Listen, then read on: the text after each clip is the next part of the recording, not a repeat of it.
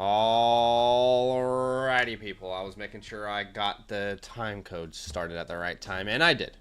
What's happening? Welcome in. We've got an absolutely fantastic stream for you doing a 2025 rookie mock draft. Obviously, it's all about the rookies because the NFL draft is now 2 days away, which is absolutely bonkers. Shout out to Daniel Macy, our NFL draft countdown expert, who, by the way, still has a job right after the NFL draft, because then it goes from countdowning to the draft to countdowning to the NFL season, start of week 1. So don't you guys worry about Daniel Macy. He's still got a job moving forward. No, we appreciate you guys big time. Thanks for joining today's stream. We have a fun giveaway to start. Yesterday, we gave away our rookie teardown tool for the first time on stream. That was very fun. Who won that? What was the name that won that yesterday? It was Jordan House. All right, Jordan's House, which is a tool that essentially allows you to see where we would be trading down and the kind of values and the hypothetical outcomes that you could expect and the risk associated with it for every pick from the 101 to the 102 to the 103 to the 104. Now, there will be a different version that's released after the NFL draft, and that will be posted on the Flock site for all users. But we wanted to give away some early access yesterday. Now, on today's stream, we're going to up the ante a little bit. All right, we're going to up the ante. Ante. All right, you ready for this? So, on today's stream, the first thing we are giving away, all right, the first thing we are giving away is a live team playbook. That's right, ladies and gentlemen. It is draft week, so we are doing giveaways. We are getting hyped and building the atmosphere with you. So, if you want to get a free live team playbook, all you got to do is type the code LAND. Quite frankly, I don't give a shit who you're supporting on the site. You can enter. All right. I don't care if you're supporting Mason or someone else or us. You know, a giveaway should be available for everyone, and that's what we're doing here. So use the promo code. So just type in LAND.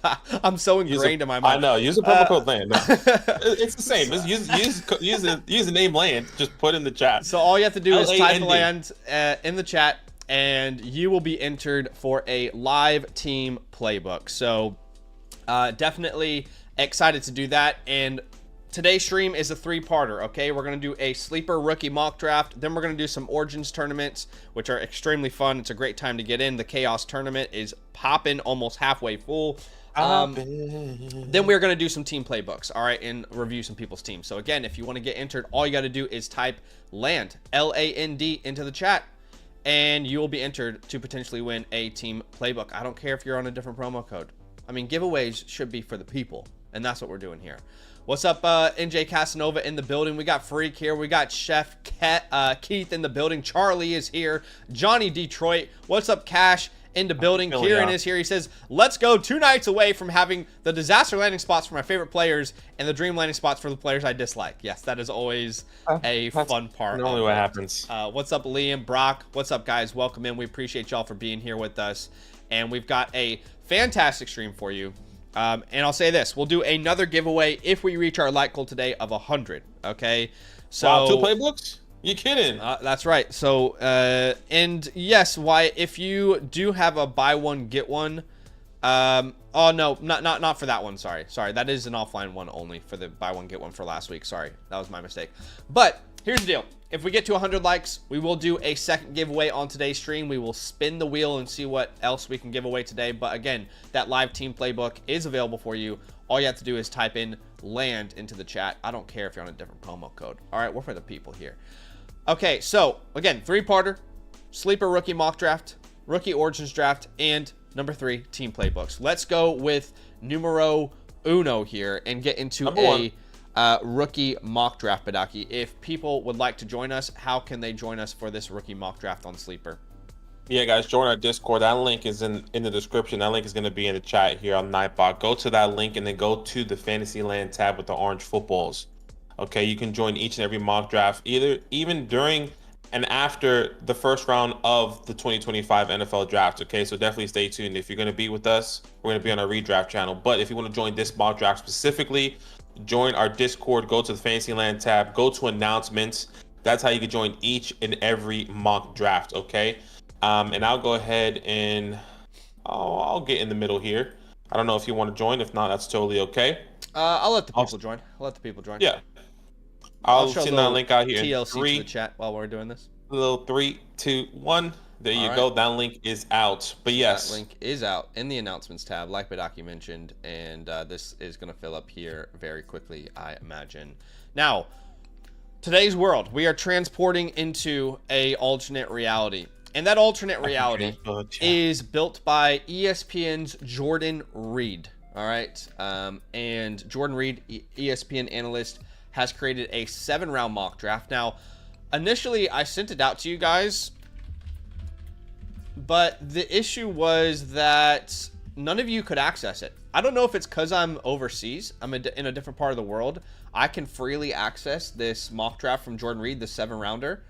But I'm assuming the reason you guys can't is because you're overseas. So what I've done is I've actually gone ahead and just made a little document here on Google for you guys to see all of the landing spots for fantasy relevant players. So that is in the description. If you guys would like to follow along, we'll use this as well. But this is the dealio here. In Jordan Reed's latest 7-round mock, which I believe he said it was a predictive mock.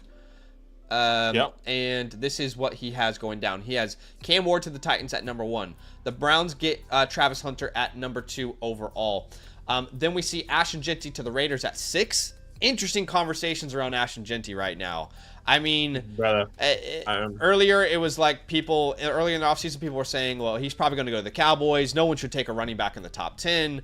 And, you know, people were saying, oh, maybe he falls to the Broncos. And now, as we're in draft week, it's like, actually, the Patriots could take him at 4.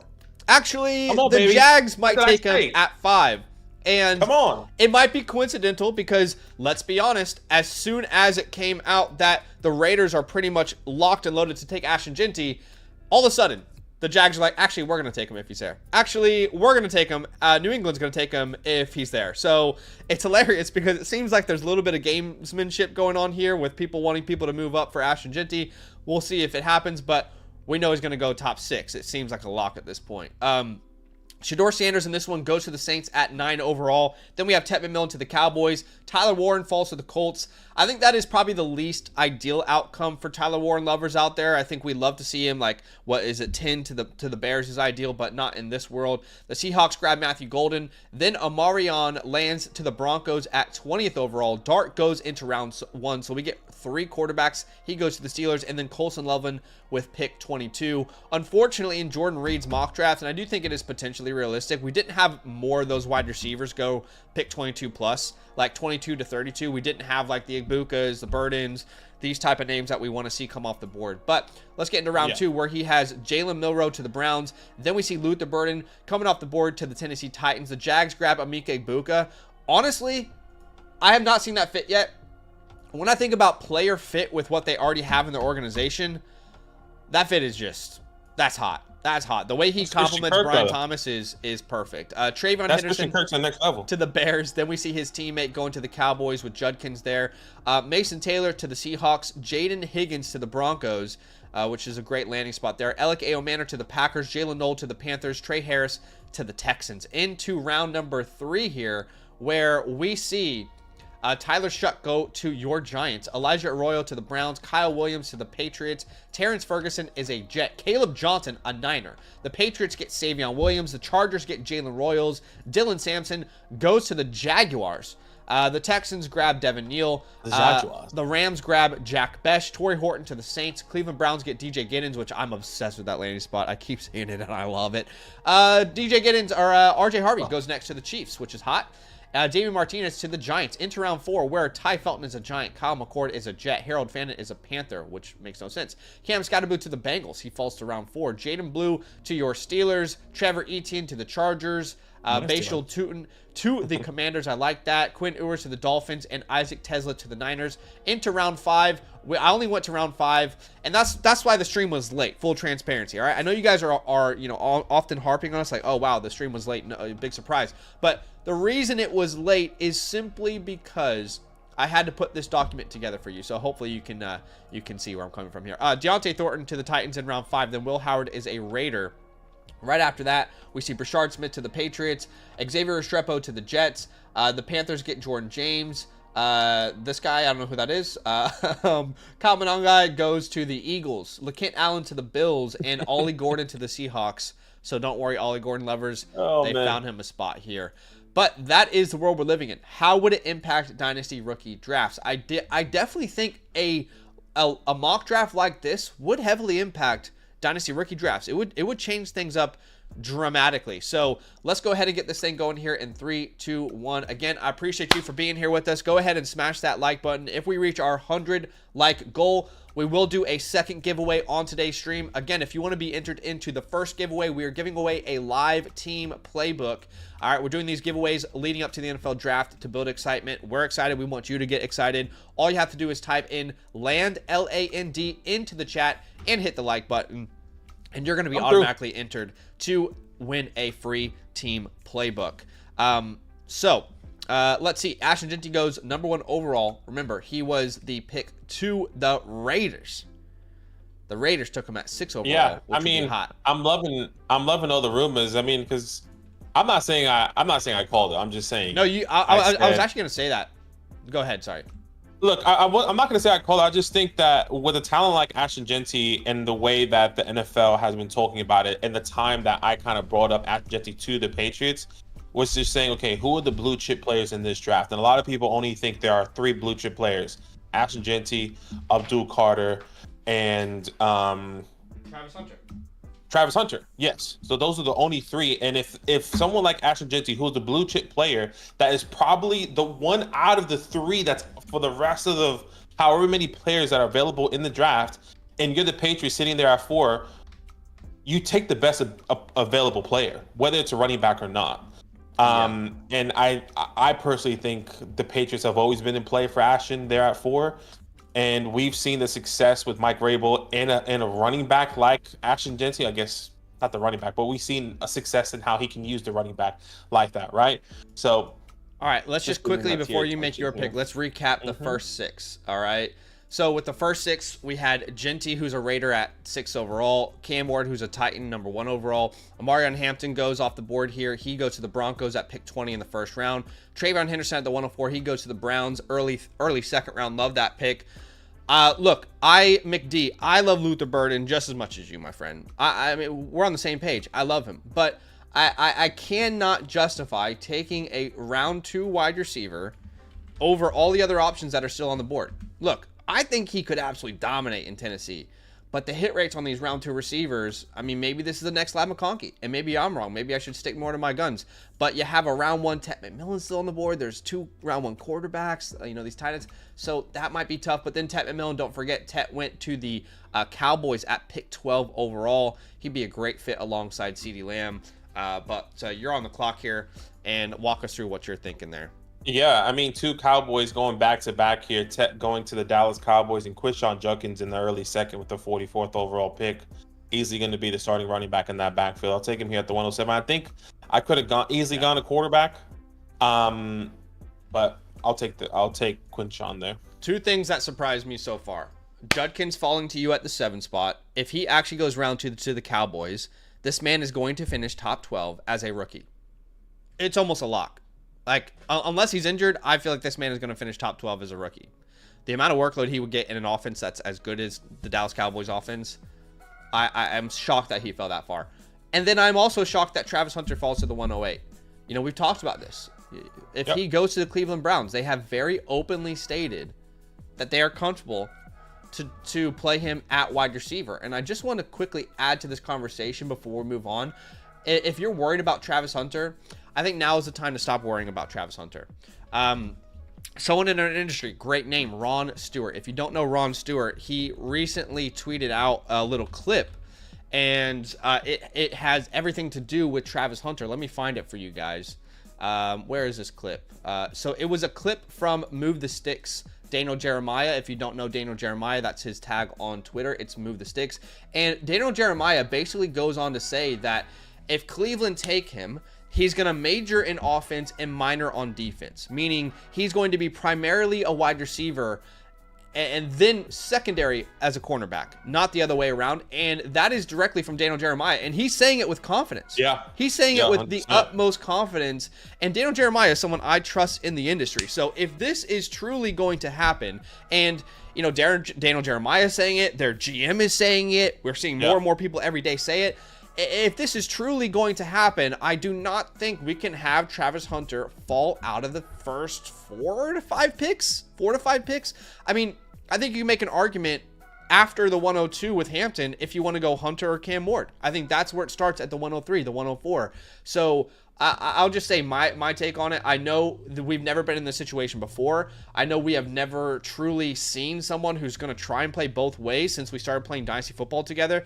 But at the same time, you have so much evidence that he is a incredible receiver prospect, and that NFL teams want to use him at receiver. So I feel very confident in taking him in the top 4 picks if that were to be the case. If that frees anyone's mind up to go out and take him, fantastic. If you guys are still hesitant and you're like, you know what, Zach, I still don't buy it, then fair enough. That I cannot hold you to any opinion that has to be set with a name like Travis Hunter, which it's something we've never dealt with before. Yeah, and I completely agree. I second that, right? I mean, he's just going to be a wide receiver. I just always saw that. Well, I didn't always see that. My mind changed. I'm gonna say, wow. Okay, so you have a crystal ball here. No, then. my mind changed after everyone kind of came out about saying he's a wide receiver. He's a wide receiver. Okay. Everyone saw him in that light. And there's only certain teams that see him as a DB, but it's like, well, we'll wait and see what happens there. We get Colston Loveland off the board, who goes to the Los Angeles Chargers. Matthew Golden, who goes to the Seattle Seahawks. Shedeur Sanders with the 9th overall pick in the NFL draft to the New Orleans Saints. And then Caleb Johnson. Shedeur Saints, man. That's what we'll call Shedeur and Saints. Come on. Caleb Johnson? They do need to figure out quarterback pretty desperately there. You know, Caleb Johnson is a name that... He went to the 49ers in the third. 49ers in the third round. Yeah, I don't think I can justify taking him this high in that scenario. I love Caleb Johnson just as much as the next guy. But, again, in this scenario, he goes round 3 to the 49ers. You'll see that here on your screen. How would you feel about that? I think it would be terrible. I think it would be terrible. Number one, he doesn't get round 2 draft capital, so the hit rates go down from about 71% to about 50% for round 2 to 3, right? So that's terrible on its own. But number 2, you're behind Christian McCaffrey, who signed for what is it, 3 years now? He has 3 more years on the deal, I think, if I'm not mistaken. So yes, Christian McCaffrey could go down with an injury, but this would, in my humble opinion, it would not be good for fantasy. I don't think we can. The only way you can spin this is, well, McCaffrey's old and he could get injured again. Yeah, that's the only way you could spin it. You can't spin it any other way. Now, you have another quarterback in round 1 who's still available. So to pass on a round 1 quarterback for a round 3 running back, again, questionable in my opinion, but that's just my opinion. Now, got to ask the question to the chat, who do you guys think is the best value in round 1? Who is the best value in round 1? And Badaki, I'd love to hear your opinion on this as well. Yeah, look, there's definitely a couple people. I think Quinchon going at the 1-7. Obviously, I'm probably biased because he falls to me. I think you could have taken him as high as the 105 there. But I always go back to this. Even though I didn't take Shedeur Sanders, the fact that he fell to the 111 and he's a top 10 pick in the NFL draft, no matter, regardless of the landing spot, I think in a super flex rookie draft, you're going to but like having a quarterback in the first round at the 111 is insane. So I personally think it's Quinchon and then Sanders. Yeah, I think you can make a strong case for Judkins, Hunter, and Sanders, but in a super flex, format, you're right to get Sanders almost with a second round pick. I'm getting flashbacks of Michael Penix a little bit, but I did have Michael Penix graded as a much higher prospect. So for what that is worth, we'll find out. All right, what do the people think? Matthew, if you wouldn't guess it, Matthew is saying that the best value is Cam Ward. And if you don't know, that is an inside joke on the stream. Matthew, there was the infamous Cam Ward stream where we heard that Cam Ward is the best prospect since Joe Burrow, and that is the ongoing joke here. Johnny says the best value is Caleb Johnson. Let's see. Travis Hunter from Kyle. Same with TD Vulture. He says Hunter. Same with Jorge from Rhode Island. What's up, man? Welcome in. How you doing, Same man? with Nick J. Same with Joshua. All saying Travis Hunter. Same with Liam. All right, here we've got some other people saying Shador Sanders from Sparrow thinks he's the best value. Liam says, I wanted Hunter at the 109, but got sniped. Let's see. Steven says, if not Caleb Johnson at 12, who would you have drafted? Well, probably a round 1 quarterback that was available instead of a round 3. Or round 1 tight end. That's also round 1 still tight available. end, round 1 quarterback. Those guys were all available. That's probably where I would have gone instead. But great start to the first round. I like that this mock draft is super weird and unique from Jordan Reed, and it kind of makes you rethink a lot of these landing spots and a lot of this draft capital, the historical hit rates. But appreciate y'all for being here with us. Go ahead and smash that like button. Like goal today is 100, and if we reach 100, we'll do another giveaway today. Might not be a team playbook. We'll spin the wheel for another giveaway. But if you want to get entered, all you have to do, if you want to get entered to win a team playbook, we're giving a live team playbook away right after this first mock draft today. All you have to do is type in the word LAND, L-A-N-D. I don't care what promo code you're on the Flock site. We will find a way to give you a free team playbook. We want these giveaways to be for the people. You know, I don't want it to be strictly just for our LAND people. So all you have to do is type in LAND, and we will give away a free team playbook, live team playbook after the first round. And then if we reach the like goal of 100, we'll do a second giveaway here. Let's get into round 2. Here we go. Here we go. Yeah, I'm plenty excited. of great options available, by the way. Sorry, go ahead. No, I'm just saying I'm excited. A lot of rumors. How about, let me ask you this. I'm pretty sure we're going to get to this as well in the NFL draft during our live stream. That, by the way, if you don't know, we're going to be live on our redraft channel. That link is also out, or that event is already out. I'll follow our redraft channel. That link is going to be in the description, or excuse me, in the chat there with the Nightbot. That's going to bring that up. Make sure you go follow that channel and turn your notifications on, because we're going to be doing a live reaction to that. Biggest. This is the stream at the end he's talking about, by the way. This is the stream. Yeah. In a couple days, we'll be live reacting over on our redraft channel, Fantasyland Football. What is there, but I want you to, I guess, call your shot at the end of round 1. Okay. What is going to be the biggest surprise? Who maybe that's somebody. Maybe somebody that's still going to be available, someone that went higher than expected. What is that to you right now? What's your gut feeling telling you? That only Cam Ward is going to be drafted out of the quarterbacks. There'll be one quarterback drafted round 1. That means Sanders. That means Sanders, Dart, and Milroe are going to be available in round at day 2, beginning of day 2. I have 2 gut feelings. That's crazy. The first one is that only Cam Ward goes in the first round. That's kind of great for the Giants, by the way. Sorry. The second gut feeling for me is that we get Travion Henderson into round 1 along with Hampton and Genty. And if that happens, oh my God, this class is going to look incredibly good.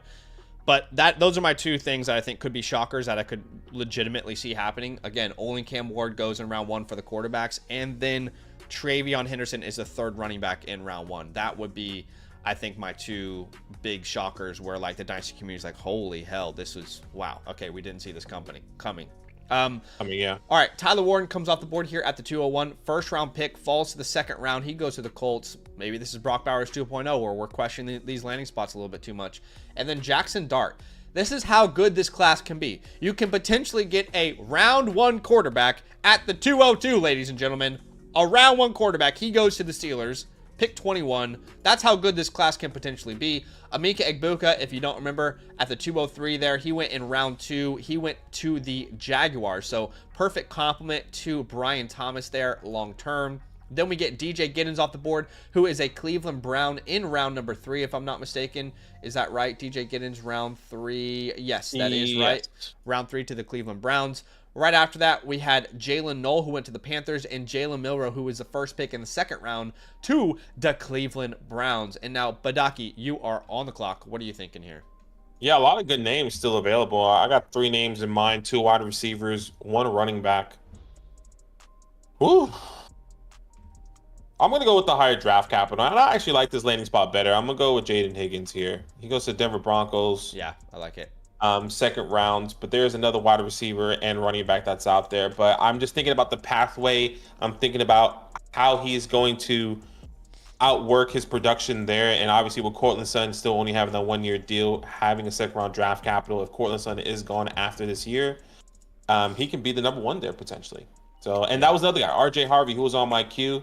He goes to the Kansas City Chiefs in round 3. Oh, so Just being nitpicking, right? Like I'm going with the higher draft capital. I'm going to go with the landing spot that I like a little bit more, even though that is a really good landing spot for running back. Yeah. At the moment. Talk nice to me, baby. That pick got me feeling nicey.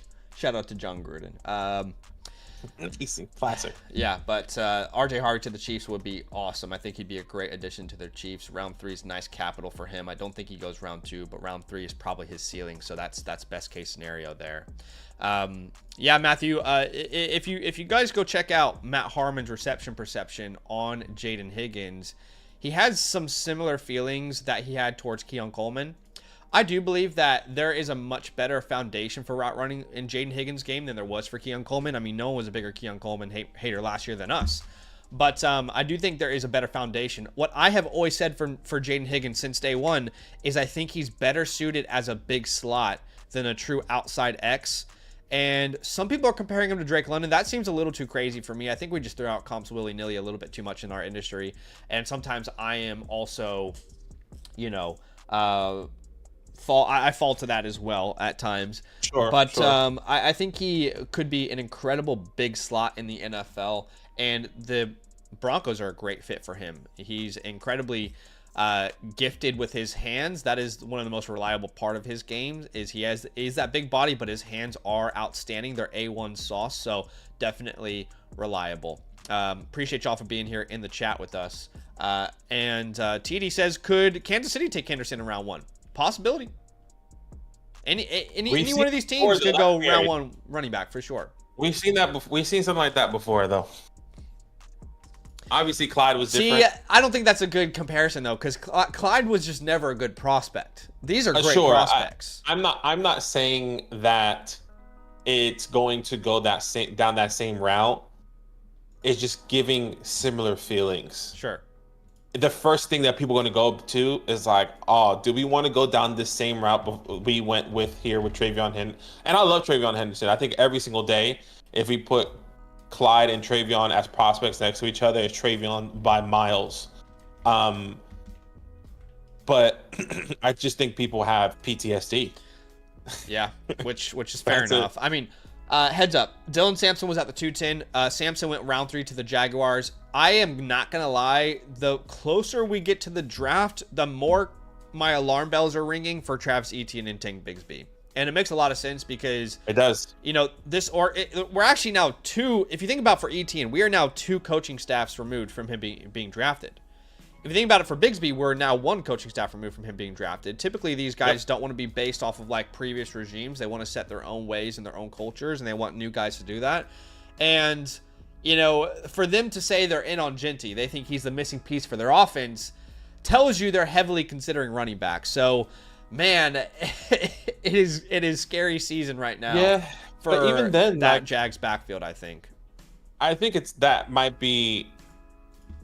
I get that point, but depending on the capital, it's going to be a weird feeling going into this. Let's just say they get a round 3 running back.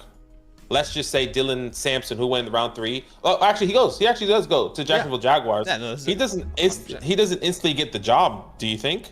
No, I don't think so. I think so, but it makes it so disgustingly confusing that you almost just like, oh man. I think they should trade Etienne if they do something like this. But I think it has to be hot. Like if they get Ashton in round 1, is like dead instantly. Or you get a round 3 running back is like, okay, when is he actually going to win the role? Is it going to be Travis Etienne first and then Tank Bigsby, and then he has to then come into the role? It's tough. So Dylan Sampson goes to the Jags in round 3. Devin Neal. We love Devin Neal. We just haven't seen a single mock draft where he gets decent draft capital. I know. Oh, that's hyperbole, but it does happen today. He goes in the 3rd round to the Texans, which is an incredible spot for him. Then we see Cam Scatterboot. Why did he fall so far? Because he was a 4th round pick, and that drop off from round 3 to round 4 historically is steep. It is one of the biggest drop offs in the industry. I mean, you're Chase Brown owner. Are you okay with that? I think if I'm a Chase Brown owner, I'm saying, okay, at least it wasn't round 3, but I am not safe. I am not safe whatsoever because I do think Cam Scatterboot is a far better prospect than Chase Brown was coming out. That's my humble opinion on the matter. Sure. So I still think it's like you really need it to be like round 5 running back, like a Jaden Blue, to be like, okay, I'm all right. I'm all right if I own Chase Brown. You know what I mean? But what if I it's feel like Cam? that's where it needs to be. What if it's Cam in the 5th then? Still, you would be shaky. I would still be because of the concerned name? because I personally believe, based off my prospect grades, that Cam is a better prospect. But yeah, if it's Just Jaden depends Blue, on the you know, on if the it's a player. round 6 Ollie Gordon, if it's a Jordan James, even, I think maybe you're in the clear, but I don't think there's any guarantees right now with him. All right, the question is, in round 2, who was the best value? You know, we had a round 1 quarterback available at the 202, right? We had Tyler Warren, a round 1 tight end, available at the 201. Igbuka, who was an early second round guy. We had DJ Giddens, who's a round 3 guy in, Jalen Milroe, one of the first picks in round number 2. What do the people think? We got a lot of people saying Jackson Dart. Like Wyatt says Dart here. Liam says Dart. A lot of people are going Jackson Dart here. We've got Nick saying Igbuka. Josh loves the egg pick too. Jorge says Egbuka and Dart are great options. Same with Will Soccer here. He throws in Tyler Warren into the equation. So yeah, it's the more we look at mock drafts from different people in the industry, the more we're realizing that the early second round is maybe more valuable than any class in the past 5 years outside of 2024. Right? Because I was harping on how incredible Michael Penix was as a value in the second round last year. But outside of 2024, I think this might be the most valuable early second round we've seen in a long time. I can't think of an early second round having this much value in a class if things pan out this way. Yeah, no, I completely agree. I think it's, if you have the 201 to the 203, I think you're kind of buzzing right now, specifically if this draft goes this way. Yeah. The You're going to be 201 fine. and But yes, 202 in particular just seem locked and loaded for so much potential. something really good there. But yeah, I mean, I like Dart in the second round, getting him 21st overall. I can imagine a lot of my competitive teams where I'm sitting at like the 109 to the 112 in the first round. I can imagine trading back into the early second a lot in rookie drafts this year. Yeah. But all right, guys, if you haven't entered the Playbook giveaway, you have 2 more rounds to do so. Again, all you need to do right now is type land into the chat. All right, we currently have 51 entries. All right, there are currently 51 entries here for our land Playbook giveaway. So if you want to get entered, all you got to do is type land in the chat and hit the like button. And I will say this, the last piece of important information here is, quite frankly, if you're not going to stay around for the giveaway and you're not in the chat, I'm not going to give you the giveaway. Like, let's make that very clear right now. If we do the giveaway after this round 1 and you're not here for, 3 minutes to claim it or 5 minutes to claim it, I'm going to give it to someone else. Just full transparency, okay? I just want to be very clear, all right? If you're not going to hang around for it, it's going to go to someone else. Let's be very transparent about that. But let's get into round number 3 here. Oh man, yeah, appreciate you guys. Love. We'll definitely have to look at a video like that after draft, Joshua, for sure. Kilogram says, DeAndre Swift fetched a future 4th the year the Lions drafted Gibbs. There could be a few vets that move for draft capital. I definitely think we could see some running backs on the move in the next week. I don't think you're going to get a 4th for Etienne anymore, as crazy as that sounds. I think you're probably going to get a 5th or 6th for him at this point. Whether that's right or wrong, that's kind of my inclination on it. But Damon Martinez, where did he go, Badaki? He went to the Giants in the 3rd round. As a Tyrone Tracy owner, I actually the same thing like Chase Brown. How are you feeling about that? Are you feeling a little bit? Not loving it. You're not loving it. No, I'd be concerned. I like Tyrone Tracy, but round 3 is a serious indication of your feeling of need to improve that room. To that room, okay. I think he brings. Well, you let me know because you know more about Damian Martinez. I haven't been able to scout all these guys. Obviously, you guys know I'm doing more stuff on the back end, but does he complement Tyrone Tracy more as like the 1-2 punch? He's short yardage guy, or is he more of like he can actually take a lot of the workload from Tyrone in the air as well? He complements Tyrone perfectly. So for an NFL fit, Tyrone and Damian Martinez in the same backfield is actually beautiful. But for fantasy football purposes, you're probably going to see Damon Martinez take a lot of the 1st and 2nd down work if this were to happen. And that would be a huge concern for me. So yeah, I would say if this were to be reality and Damien Martinez goes to the Giants in round 3, you probably can't get a early second for Tyrone anymore. You might be lucky if you get a late second, like 210 for Tyrone at that point. I think people would really panic. And I think rightfully so, because there would be a huge difference in workload, projected workload after that point. Yeah, like obviously that short yard gains, those goal line opportunities. Yeah, for someone like Tracy is going to be taken away unless you get like those big runs. I think it'd be a perfect fit for your Giants, by the way, to have Damien Martinez and Tyrone in the same backfield. Yeah, they would complement each other really well. Yeah, I'll make my pick here. By the way, I thought this was a big surprise. Jaden Rose in the 3rd round to the Los Angeles Chargers. That's who I was contemplating at the 2-7 with Higgins and RJ Harvey. I personally like that landing spot. He's going to be playing more the wide receiver 2 role, but I know he's going to be there with Ladd McConkey and really just Ladd McConkey, but yeah, I like that spot. I think you've got a potential sleeping giant there at the 307 with Jalen Royals. That was one of my least favorite things about Jordan Reed's mock, how far down the board he put Jalen Royals. I really think round 2 is where Royals is going to land, but I've been wrong before. Sure. It's certainly possible. Terrence Ferguson comes off the board there. I don't remember where he went. Maybe you can He went to the Jets. He went to the Jets in the 3rd round there. Okay. Yeah, no, just not in love with it. But yeah, I guess with Martinez, just really quickly, I've been obviously, me, I'm a Giants fan, listening back to a lot of what a lot of the Giants people want. Yeah. Specifically, like their podcast, they said they would love a big body running back if they were to include anyone. Yep. To complement, like you were kind of saying, short yardage type gains. So Martinez, Damien Martinez fits that bill to a T. Honestly, I think names that come to mind for me, if that's the kind of back they want, Damien Martinez, Ollie Gordon is interesting. He's a big back. I just don't think he uses his body well. So I don't really know where I stand on that. But like a late round Raheem Sanders would be a great addition for you. A Taj Brooks would make a lot of sense for your organization. And then obviously if you want to go like further up the board, a Judkins would fit that bill for sure. Cam Scatterboo, actually, DJ Giddens. So we'll see what happens IRL. Yeah, we'll wait and see. I'm just realizing. Okay, never mind. I'm not going to say anything. There's an incredibly good pick on the board right now, in my opinion. There's an incredibly good pick on the board still.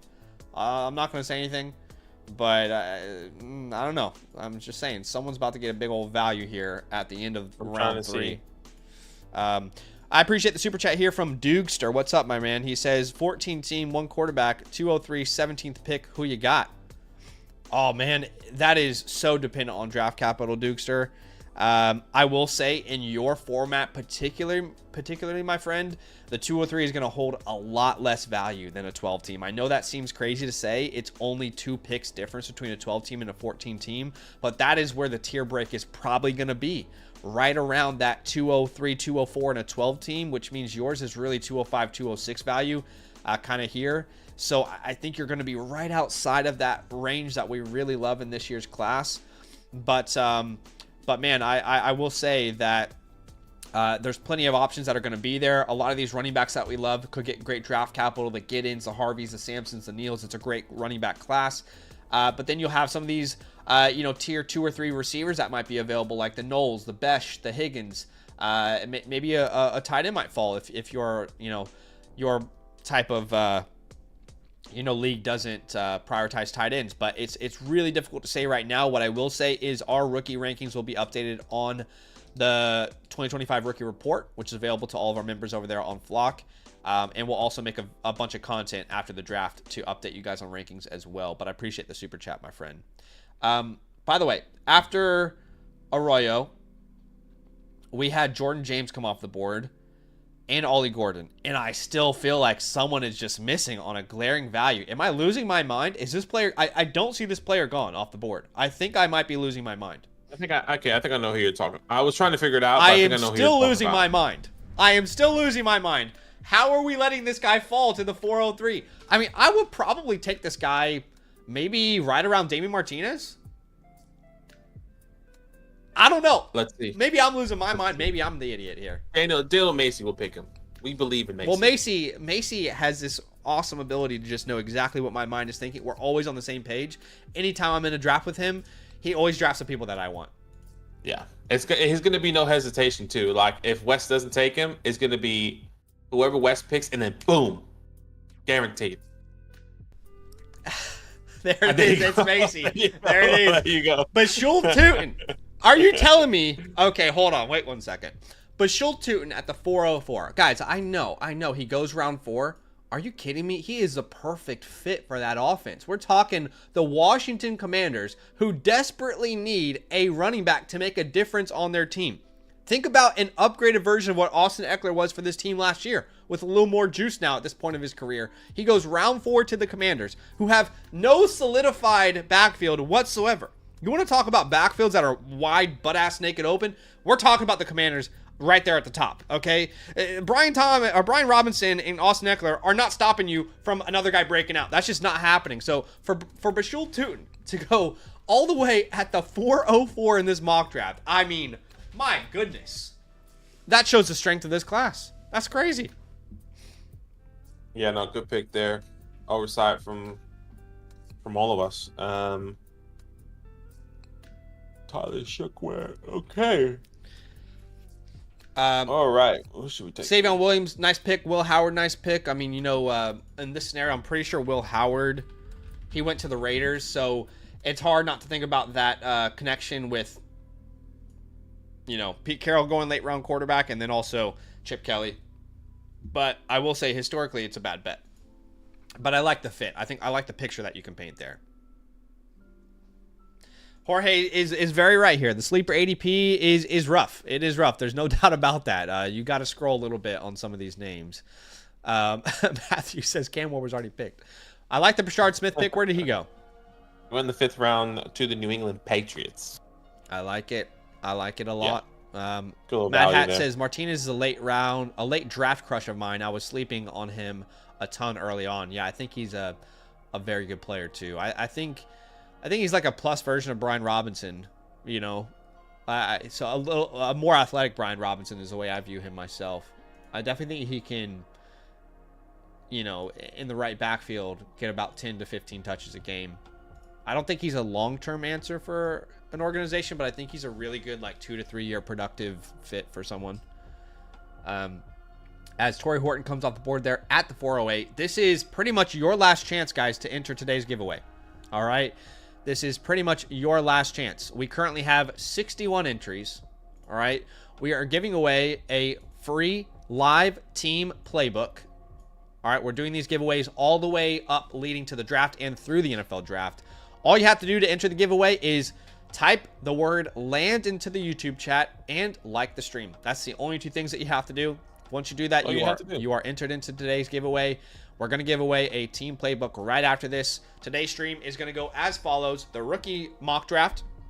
We'll give away the playbook, some Origins drafts, and some team playbooks at the end to wrap it all up into a nice little bow. So again, you know, you got a chance to enter right now. I will say, we've been very clear on this, but if we announce a winner, excuse me, if we announce a winner and they're not in the chat for the first 5 minutes, we have a 5-minute timer and we're gonna re-roll. All right, that's gonna happen. Okay. As Quinn Ewers comes off the board here next, I don't want people entering these giveaways and then leaving and then, you know, coming back 3 days later on the stream and saying, oh, I won. No, I'm sorry, you're not eligible. There's a timer on these type of things. All right, you got to be in the chat. You got to be with us. Build an atmosphere to the draft. That's the whole point of these giveaways. Build an atmosphere to the draft. Oh, yep, that's right. Gunnar Helm, and you have one more pick to enter this giveaway as Kyle Monongai finishes off the draft. And let's go ahead and let's do this giveaway here. All right, I can tell you we have 68 entries. All right, 68 entries. Just so you guys know how these giveaways work, transparency is very important. We use a bot called Nightbot, and all it does is it chooses a random winner out of all the 68 people who have entered so far. So all I got to do is click this button, choose a winner, and then whoever the winner is, all we need you to do is put into the chat a username on some social media that you have so we can DM you. That can be Twitter, that can be Instagram, that can be Discord. Discord's probably the easiest way. But let's go ahead and without further ado, let's go ahead and announce a winner here. Who is getting a free team playbook? Here we go. You want to count us down? Yeah, here we go. 3, 2, 1. And the winner is Chase Higginbottom. I don't even know if I've ever seen Chase Higginbottom on our stream, but if it's your first time on the stream, congratulations. Welcome in, my friend. All we need you to do now is put in the chat what your Discord username is, or Twitter or Instagram, and just tell us what platform you are on. Okay, it's always hilarious because anytime someone gets picked, everyone's saying it's rigged. No matter who it is. I think what Nightbot does is that it gets the actual name from that YouTube person. So for example, like you see how Scribbles, his name's Scribbles, but let's just say his name is Bob John. It will be Bob John 1, not Scribbles. So they know their actual name. So let's see if a little update. All right, so he has another 4 minutes to reply. Otherwise, we're gonna re-roll. All right, so if he's not on the stream, don't worry, we're gonna re-roll. So Chase Higginbottoms, you have 4 minutes now to reply, and if you're not gonna reply, then we are going to quickly move on to our next contestant. All right, appreciate y'all for being here with us. We're gonna keep this fun going with all these rookies. And we actually did reach 100, so we should do another giveaway. I said we would do another giveaway if we reached 100. So let me go ahead. We could do one after. I was gonna say, do you want to do another one after the fast drafts? Yeah, no, we absolutely can. Yeah, for sure. I'm not seeing a Chase Higginbottom, so there's a chance we have to re-roll this. But he still has about 2 minutes. 3 minutes left. Oh, he says, not a bot, I'm here. All right, Chase, all you need to do, my friend, is tell us the type of social media you're on and your username. Okay, so that can be Discord, Twitter, Instagram, and we're gonna connect with you over there and give you a free live team playbook. All right, and stay with us as you send that message, or that whatever username you use, and put it in, and then I'll send you a message now right away, so we can get connected before you go off live, and then you can do whatever you want with your day. Absolutely. That is beautiful. Appreciate y'all for being here with us. Again, we did reach our like goal, so we'll do a second giveaway here on today's stream. He says, does Facebook work? Badaki, does Facebook work? Probably not, because there's going to be a lot of people with the same name. I think you need to give us a more of a... you could do like a Twitter name or something. Twitter Discord, Instagram. Those all work because you have a specific username. Facebook, a lot of people can have the same name as you. Mike says, Chase is a great guy. He saved my dog from getting run over. Matthew says, does MySpace work? Chase, we appreciate you, my friend. Give us something other than Facebook, though. I just typed in Chase Higginbottoms on Facebook, and I see like 6, so that's a bit difficult. Yeah, no, that's okay. All right, while we're waiting on Chase to give us some information, let's go ahead and roll what the next giveaway is going to be. All right, so let's have a geese here. The second thing we're going to give away on today's stream is going to be my 2025 cheat sheet, which, by the way, is only available right now for people who have used our code on FastDraft. So we are going to give away my 2025 cheat sheet, which is going to be continually updated throughout the offseason. Let me see if I can actually bring that up for you guys to see. Where is it? I'm about to send you a friend request right here, Chase. All right, so give me a second. And just stay with us and just or what you can do is friend request me, Chase, since that's your username. My username is just Badaki. Yeah. I'm gonna send you a message here on thing. Perfect. This is what our cheat sheet looks like. So someone is going to be getting this here very, very soon. We will give that away after some of these fast drafts. So if you like rookie content, if you like rookie mock drafts, if you're excited for the NFL draft, there is only one place right now where you can take all the knowledge in your brain about this rookie class. You know, if in your mind you think, oh, I know Tyler Shuck's going to go round 1. Actually, I know the running back no one's talking about. I know the wide receiver no one's talking about. Where there's only really one place that you can go right now on the internet and actually win money based off of that opinion. That is FastDraft Rookie Origins Tournaments. If you want to download with us the FastDraft app, use the promo code LAND. All right, you'll get your deposit matched up to $50. That is 10 free drafts on us. When you finish your first contest, please DM me. I'm going to give you my rookie report as well as my cheat sheet for 2025, completely free. And if you're a member with the promo code LAND on the Flock site, I'm going to give you a free trade question voucher as well. Let's jump into some of these fast draft rookie origins tournaments. Let's keep talking this rookie class. Again, the only place really on the internet right now where you can use that knowledge in your brain and win money based off of it. So this Origins Chaos tournament is already halfway full. I'm going to go ahead and enter a tournament. If you guys want to join us, feel free to do so. Again, when you download the app, use the promo code LAND, you get your deposit matched up to $50. If you don't know what the Origins tournament is, I'll tell you really quickly. The Origins tournament is essentially a best ball tournament. All right, think about it as a best ball tournament. We currently have one spot available, by the way, so this is going to fill very quickly. But while we're waiting, and we are joining the draft right now, if you haven't done Origins tournament just yet for these rookies, you draft 6 rookies. Doesn't matter what position it is. There are no positional limitations. It's a 20-second clock. All you're asking is who's going to score the most points as a rookie in year one. That's the only question that you need to ask. All right, it's a full PPR format, 10 teams per league, and you can see all of the details for the Origins tournament here. I will put the link in the chat in case you want to know any settings or anything like that. But we are in a tournament right now.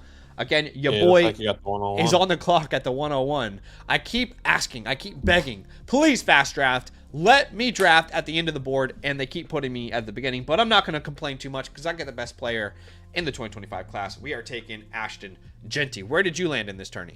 I got the 105 here. So I'm okay with that. D. Leffler here. We got NJ Casanova in here. Daniel Macy. Love. All right, we just got connected with Chase as well. Chase, I'll get you all sorted and situated after the live stream here, but we'll get you sorted with the team playbook, which is awesome, man. Congratulations. Yeah, awesome. What's up, Deuce? How many live teams reviews tonight? Right now, I guess you're asking how many do we have in the queue. I can tell you right now we have one live playbook, or two. I think 2 live playbooks in the queue right now. So definitely room for a same-day live review if you guys are looking to do that. But first 5 picks go as Genty, Hampton, Ward, Hunter, Henderson, and McMillan. You grabbed Henderson there at the 105. How would you be feeling about that if you saw that he actually went in round 1? He'd probably go higher, right? Well, I think that's kind of my risk here, right? Like taking Travion, getting a first-round running back. I really, no matter where he goes in the first round, kind of feels like, well, I don't want to say it doesn't matter where, but the chances of him landing in the first round and going to a spot where he's going to be have instant production is pretty high.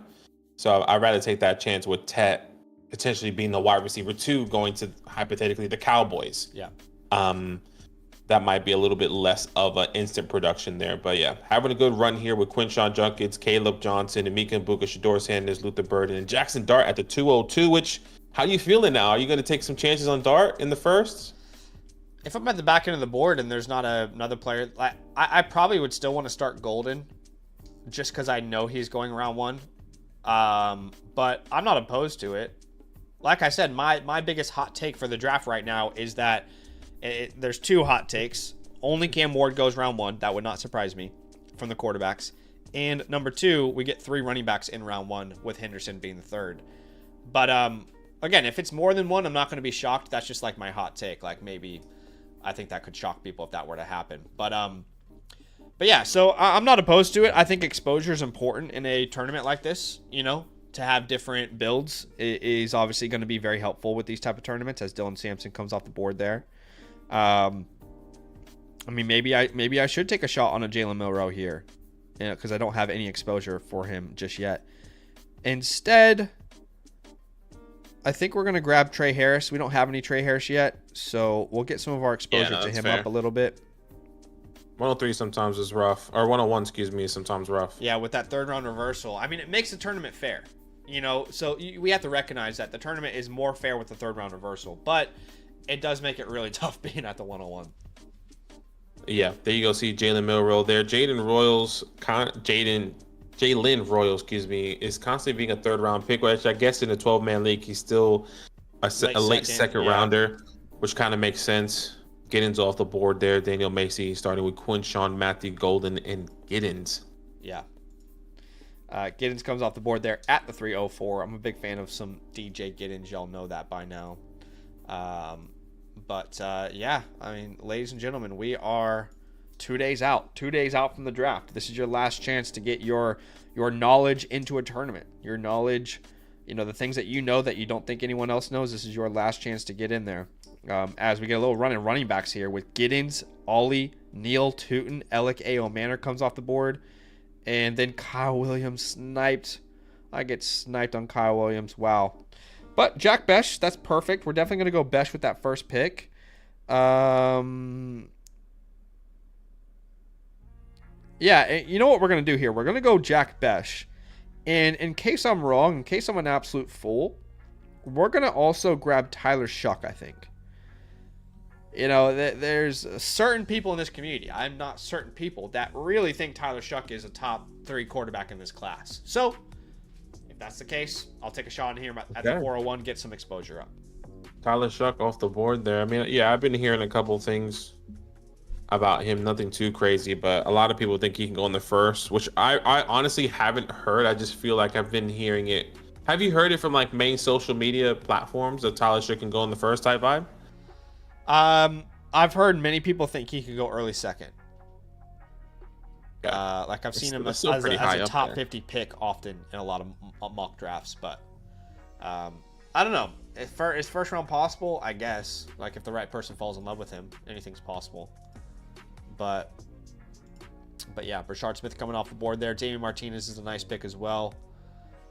Joshua says Whedon went in the first. That's true. Whedon did go in the first. Anything's possible. That's fair. You're on the clock there. You get some Jordan James. I like that pick a lot. Going real running back heavy with yours, which is ideal in this class. Yeah, just switching it up a little bit. Weren't able to get any wide receivers I were in love with. Yeah. So kind of pivoted, getting some running backs that I really like. As Mason Taylor also coming off the board. Mason Taylor is one of those names that seems like he's going to go higher than I originally anticipated. Yeah, everyone's loving Mason Taylor, and obviously he's like he has football bloodline. Yeah. Jason Taylor's son or something like that? Yeah. Mm-hmm. Yeah. So I think a lot of people are kind of... I read something. I was like, why are we not comparing Jason Taylor like Shador Sanders to Dion? But I guess they weren't like... Sanders was just like elite prime light, like prime spotlight. I don't know if that was the same for Mason Taylor in his situation. No, I don't think so. And I don't really think Mason Taylor is a top 50 player in this class, but we're seeing him mocked that way for sure. So that's going to change things, obviously. 8 Crazy Knight says, I refuse to pick Cam Ward as a top 5 pick. So where's Matthew at? All right, we need to have them start a dialogue here in the chats. But Crazy Nights, I mean, you're talking to the right person. I'm not a big Cam Ward fan, but in this specific tournament, all right, with a rookie only tournament for 2025, a best ball format, you have to ask yourself, who do I think is going to score the most points? And a quarterback that goes number 1 overall that you know is going to start. It's hard to deny that person is probably going to score over 10 points per game. You have a safe pick there, but I'm not the biggest fan of him as a prospect. But at the same time, a format like this, that is the question you're asking. What's up, Matthew? Welcome in, my friend. JCM says Lions are not trading JMO for Golden. That's ridiculous. I think JCM said something earlier about that. Yeah. Cade says my Lions might be trying to trade JMO. I've seen that. It's weird. I think Jameson Williams is like the perfect fit in that offense, though. I feel like he perfectly fits what they need. He hasn't been a difference maker, though. I think that is so far from the truth. You'd think so? I feel like he hasn't been a difference maker. So far from the truth, dude. I think he hasn't been a difference maker because of the situations that have happened. Obviously, he wasn't on the field for the first year, right? He tore his ACL late in college. The second year, he was suspended for something games. I think he was suspended again for a certain amount of games this year. And when he was on the field, I don't think he was the reason why they won games. I don't think he was the reason why they lost games. He was just a contributor but it didn't feel as if like Jameis. I'm on the clock here. We're about to be on the I clock. respectfully have to disagree as strongly as I can. I think he is a definition of a game changer for the NFL. I'm not saying the he's Lions not that. offense can I'm just do saying because of Jameson Williams is ridiculous. I mean, what it does for their run game, you cannot stack the box when you have Jameson Williams on the field. What it does for Amon-Ra St. Brown over the middle of the field, what it does for Sam Laporte over the middle of the field, I just respectfully could not disagree more. Jameson Williams is the definition of a game changer for an NFL offense. I'm not saying he is not a game changer. I'm just saying he hasn't done that yet, in my opinion. I think he heavily disagree. I think he was absolutely crucial to their offense this year. Sure. I mean, and even for fantasy, people don't realize he finishes a top 24 points per game wide receiver. He was someone that in your 12-team fantasy leagues, you're starting every week. So, look, I mean, you and I disagree a lot, but I'm just going to disagree on that. I'm sorry, we are not on the same page. That's okay. There. That's okay. It wouldn't be the first time. No, not at all. But yeah, I guess if they want to, reset the rookie contract, go with Golden, that makes sense. But I think he perfectly fits their offense. I actually think he fits their offense better than what Matthew Golden would do for them. But all right, I got Genty, Harris, Besh, Shuck, Sanders, and Monangai. And I'm liking that start. We're going to get into another chaos tournament here. It looks like it's already over 50% full, actually. I said it's almost 50% full, but it actually looks like it's over 50% full at this point. We have 5 spots available. If you're out there and you want to join us, all you need to do is download the FastDraft app on any platform. Use the promo code LAND at sign up. You're going to match your deposit up to $50. That is 10 free drafts on us. When you finish your first contest, please feel free to DM us, but we're going to give you my rookie report as well as the 2025 season rankings completely free. And if you're a member of the promo code LAND on the Flock site, please DM me when you sign up. I'd love to give you a free trade question voucher as a thank you. We now have 1 spot remaining here, but you can check out that. If you want a direct download link, I'll put it in the chat for you right now. It's also in the description. That will take you to our link tree, which if you have never seen our link tree before, this is what it looks like. And in case you need some help, I feel like it's pretty self-explanatory, but Aki did a great job with these graphics, making it look very specific. But, this is for the Flock site. If you want to become an annual member, get the rookie report, the team playbook, cheat sheet, trade question vouchers. But that second link right there, Draft With Us, that is the link where you can download the FastDraft app and then obviously use the promo code LAND at sign up. But again, these Origins tournaments are incredibly fun. We've had so much fun drafting with you guys. That's right. Huge love. And this is a tournament that's going to be open during the NFL draft as well, which will be absolutely chaotic. I think it probably fills after day one, to be honest. The more we do these tournaments. But I think so as well. Again, 20 seconds on the clock. You're only drafting NFL rookies. There's no positional limitations. You can draft any position. You don't have a set lineup. You're drafting 6 rookies. The top 4 get into your lineup every week, best ball style. Full PPR. If you want to look into the scoring, FastDraft has the just go to FastDraft website and look at the Origins tournament there. But yeah, it's a very fun way to play the game. But we've got 1 spot remaining here. 1 spot left here. What's let up, us know. Chris? Welcome in. Sorry, go ahead. Yeah, what's happening, Chris? No, I'm curious. I know a lot of people are on the back end there. I'm not saying you have to, but let us know who signed up with FastDraft. We'd love to know. Obviously, we get those emails of people that do sign up sometimes.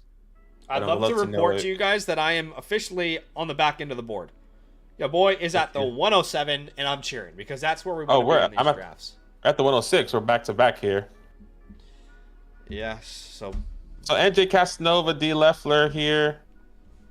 We got Figs. I don't know who Liam is. 11 Toes, Hogs. Let us know. Liam's got to be Liam Bowes, right? Oh yeah, true. That might be. What time is it in Australia? It's currently 11:26 on Wednesday, April 23rd. Today is our 3rd-year anniversary. Did you know that? Got married 3 years ago today. Your wife, right? Okay, yeah. Yeah. No. I don't know if you guys know Zach and I are together. Well, you made it the way you phrased it made me think that you were saying of like Dynasty Land starting or something, but no, that's awesome. Congratulations to you and your wife. Yeah, that's good. Obviously she's killing it in life, and happy for you guys. 3 years married. I'd like to say I'll never forget your wedding, but I don't remember most of it. Yeah, Zach was just throwing back the margaritas. We had welcome cocktails, guys, and we had margaritas. It was like unlimited margaritas, and they just came in. They just kept coming. Because I love margaritas. Like my wife and I love margaritas. Yeah. And Zach was just gone. Yeah. Zach was just kept throwing it back. And then like I remember, and like towards the end, he came up to like, dude, I love you so much. I was like, oh fuck. Yeah. It's like, thanks, man. Marks are dangerous. Marks are dangerous because you get caught out. Sometimes you're just enjoy. It's just juice. You're having fun, and then it's about an hour in. And you're like, you stand up for the first time, and you're like, oh, this is dangerous. 100%. Yo, yeah. That's literally what it was. I know you didn't make it to Steve's thing, but like that's what they had, unlimited margaritas at Steve's. I honestly, if I kept saying if I had, I was at the point. I was mentally there. I was at the point was like, if I have one more, I'm gone. I'm blacking out. I need to stop right now. And I told the waitress who kept coming to me, filling up my margaritas. I was like, I need you to stop and get me a water right now. And she did. Yeah. Yep. Mm-hmm. And then we go back to Newcastle. The first round goes Genty, Ward, Judkins, Hampton, Hunter, Henderson. I got Tet at the 107. Badaki went Henderson at the 106. I thought you might switch it up because you got Henderson last time. I like to get different exposures here, but no, I don't. That was actually my first one. So I have plenty of Tet already. Sure. In my exposure, so I wanted to get more Travion. But I'm switching up with the tight ends. I get more Tyler Warren here. So yep. Right after Tet, we get Amike Egbuka, Burden, Sanders, Dart. Liam goes a double quarterback start there. We'll see what he gets at the third round reversal at the 301. Then Golden at the 202, Johnson, and then Badaki and I went these tight ends with Loveland and Warren. You don't have to start a tight end right in this format, but I think they're the best available players at that point. And then we had Scats off the board, Noel, Royals, Sampson, RJ Harvey, and then Liam is back on the clock here at the 301 with this third round reversal, which it's important. It's important in a tournament like this to make sure that the 101 isn't overpowered, and that's what happens here with the third round reversal as DJ Giddens comes off the board there. What's up, Shane? We will be in Austin. I can tell you roughly it's like August 12, 13 to 19 range, somewhere there. We'll have more information here soon as soon as possible as we figure that stuff out with the flow. What we're waiting for is really just to book the venue and just confirm the date of the meetup. But that is, we will be in Austin. We just need to confirm the actual meetup date. And once, like Zach said, once we know that, we'll probably have a graphic, make an announcement to have a time for you guys to meet up with us. Yeah. In Austin, Texas. All right. I think I'm going to grab some Devin Neal here. I don't have much Devin Neal. I'd like to change that. Ellick was also a great option. Higgins was a great option, but that's what I was going to take. I want to switch up my exposure just a little bit there. I don't have any Higgins here, so I'll grab Higgins. By the way, JCM says he had the same thing at his wedding, the margarita bar. It's so good. Yeah, but my wife had margaritas at the bar wedding. Yeah, it was good.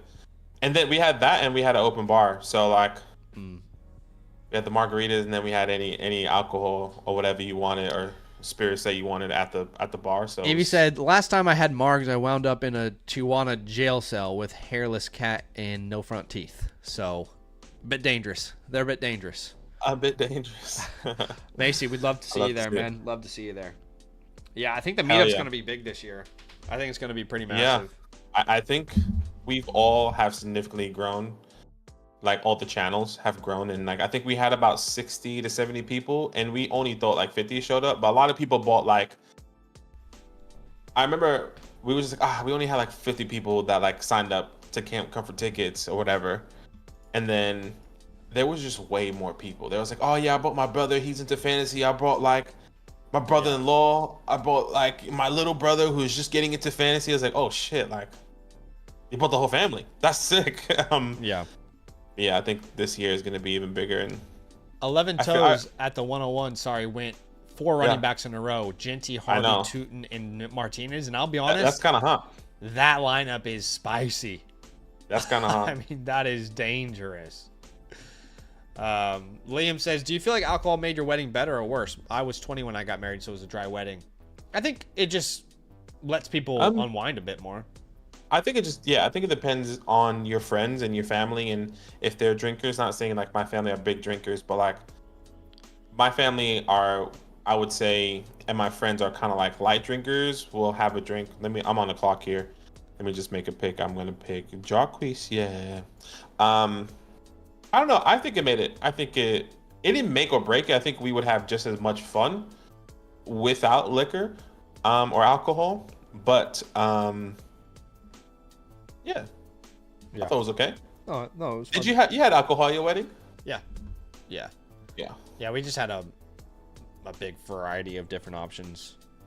Yeah,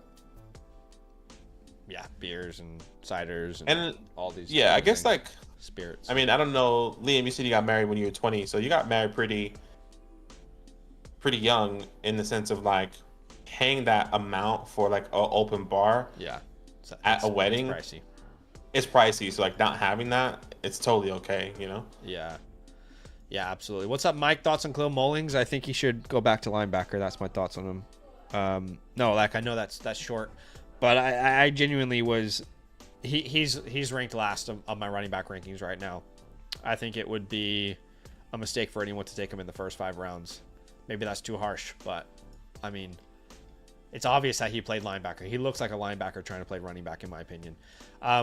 Colton says, "What's the best startup spot? Superflex third down reversal." I think you can make any spot on the board work. We've said that pretty consistently, and I truly believe that. I don't think there's a single spot on the board that you can't make work in a startup. And if it's a third round reversal, then there's a lot of, like, to me, I probably prefer being towards the back end of the board, right? Like that 8 to 12 spot is ideal because you can get 2 elite positional players like the running back, wide receivers, and then come back in the third round and grab your first quarterback for most of these. So yeah. Yeah, what's up, Kieran? He says, as the youngest of 20 very Irish cousins, I could not imagine how my wedding would have gone without alcohol, and I barely drink. Yeah, the Irish community is it. You know, I think it's intertwined in the Irish community a little bit. They thrive off it, which I love. Never been to Ireland though. No, I've never been to Europe. You been to Europe? No, haven't been to Europe. Yeah, I haven't been to Europe. Been to Asia. Been to obviously Australia, North America. I guess I've been to Asia, but I've been to like Bali. I'm not saying I don't consider that Asian, but like I'm saying in the sense that when I think of Asia, I think of, I guess it's Bali. Never mind. Say less. I was like, are you about to take away their status of being in Asia? No, they're not. I was like, it's going to be interesting. I just go straight to like a different type of. Yeah. Yeah. No, I hear you. JCM says Europe slaps harder than Gibbs hitting the open A gap. I've heard great things about it. Jorge says, I was wondering if Raheem was going to get drafted. Quite the fall off. Yeah. He's another one of those Debbie darlings that kind of just, it just didn't work out. It just didn't pan out. Our last pick here. No. Might just go Marcus Yarns for the lulz. I don't really have a strong opinion on any of these players available now. Yeah, we'll grab Marcus Yarns there. We went 4 straight running backs to end our draft after starting with Tet and Loveland. So let's hope that one of JC. Neil, Blue, or Brooks or Yarns is going to get, some spots there. JCM says, peace out, boys. Time for the wife and I's TV show. Do your thing, bro. Appreciate you for being here. Love. All right, guys. Again, appreciate y'all for being here with us. We always love doing these fast draft tourneys. If you guys haven't gotten to a contest yet, I mean, I would suggest to do so. Honestly, like if you think about it, even if you just want to download the app with the promo code LAND and deposit $5, you'll get $5 free as a deposit match anyway. You're not really spending anything. Have a go, play around. You'll get into 2 of these Origins Chaos tournaments with that amount of money. And I think you'll fall in love with it. But if you don't, there's no hard feelings either. Again, use the promo code LAND. deposit. You can deposit as little as 5, as much as 50, and get your deposit matched. But we have a lot of fun doing them. I'm sure you will as well if you're a Dynasty person. And yeah, you can check out the link in the pinned comment if you want to get in. But we did have a second giveaway. Let's get to that before we get to some team playbooks. We did have a second giveaway here today, and that was we spun for our 2025 rookie. Yes. The rookie report, right? Or sorry, the cheat sheet, our 2025 cheat sheet. So we're giving that away, and all you had to do was type in the promo code LAND to be entered. So our 2025 cheat sheet we are giving away here, and let's find a winner here in 3, 2, 1. The winner is Kieran Proper, which I think Kieran's on. Yeah, Kieran is in the chat with us. So Kieran, yeah, Kieran, all we need you to do, my friend, is to tell us your Discord username or Twitter or Instagram, but just tell us what social media you're on and tell us what your username is, and we'll definitely get that to you. But we'll wait for Kieran. He says, hey, nice, love to see that. But we'll get you a 2025 cheat sheet here very, very soon. All right, we are going to do some team playbooks here to end today's stream.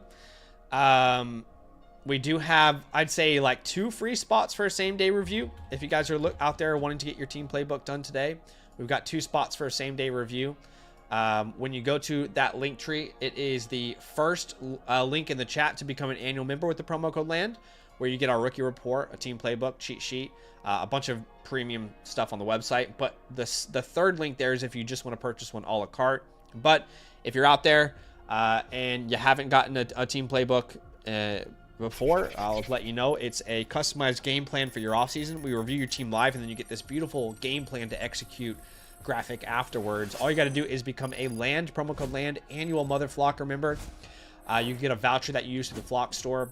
And then, look, if you are a member of a different promo code, you can still go through that same process. You just won't have a voucher. All right, the voucher just won't be there for you, so you can still get a team playbook. We have 2 spots for a same-day review. ZK's offline review is done. Harris is going to be an offline review that we'll do later today when we're off the stream. So right now it's Crash Burr and AJ Phillips. Those are the 2 teams that we're reviewing today, Badaki. Why don't we start with Crash Burr here? Yeah. Give me a second. I have to make some of these things if you want to get Yeah, he says the context is just looking for advice. That's all he said there. Okay. So Sparrow says I sent one earlier. Sparrow, I don't see one from you there, my friend. Oh wait, you have to refresh because I see it. Okay, is it here? Okay, my bad. Let me see. Apologies, that's on me. Do we have Sparrow here? Yes, we do have Sparrow. Okay, so my bad. You know what? I think Crash is actually offline. Okay, my bad. Crash is offline. Crash is offline. So Harris, Crash is offline. I think the next one is AJ. Okay, so AJ and Sparrow are the ones that we're definitely doing today. WLH is offline. Crash is offline. Harris is offline. So we have 2 more spots for a same-day live review. No pressure, of course, but we do have those spots available to you guys. So AJ is going to be the first one we do today. My bad. Yeah, and we'll have a look at AJ's here. And really quick before we get into AJ's, Kieran, if you could just put any social media that you have, Instagram, Discord, whatever the case. Well, Instagram or Discord is ideal. If you could just put that username or the name of your Discord username in the chat, and I'll send you a message here as soon as possible, just to make sure we can get you connected here. But AJ is up. Thank you so much for the support. This looks like it is a 2 quarterback 12 team start 11. So this is a rolling deep. Yep. This is rolling deep here. And it's a big old lineup.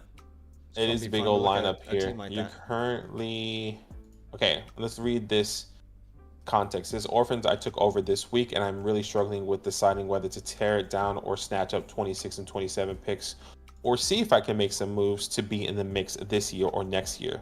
I'll be in the chat when you do this. So if you need any more details, let me know. Thanks in advance. AJ, let us know if you are here. He said, we'll wait and see if he is here. If not, that's totally okay. And according to this, you're currently ranked. Your team name is called Crop Top Killer. Crop Top Killer. You currently rank. Is that actually what it's called? Crop top killer. Yeah, That's if you look that's at awesome. He's yeah, here. I love it. he is here. Okay, awesome. Thank you so much, and please jump in at any time if you have any context or any information that is wrong. Let us know here. But let's have a look at your team. Currently ranked 6 out of 12 according to this. And let's see, Lamar Jackson, Sam Darnold, Deshaun Watson, decent quarterback room. That QB2 could definitely need an upgrade over Sam Darnold, but we'll wait and see what that looks like. At the running back position, just Jahmyr Gibbs and Zach Charbonnet with no one else there as your RB2. So you're definitely short on RB2 there. You can start up to 6 wide receivers since this is rolling deep. You're starting 6 wide receivers. You really don't have one, to be completely honest. Jordan Addison, Tyreek Hill, Tank Dell, Christian Kirk, Wan'Dale Robinson, Joshua Palmer. So you definitely need a little bit more depth at wide receiver with Dallas Goedert. You have the 104 and your 26 first here. Let's call a spade a spade. Okay. Yeah, it's full. You come to us for advice. You want honesty. You want transparency. My man, you're not even close to competing. We're not even close. Full transparency. This is a pipe dream to compete with a team like this. Think about your starting lineup. It's Jackson, Darnold, Gibbs. And those are only the 3 players that you're maybe excited to start, by the way. Maybe 2. But that's 3 out of the 11 you have to start. You now have to start 8 more players. Okay? So is that Charbonnet, then Addison, Reek, Goddard, and now we're already diving into the weeds.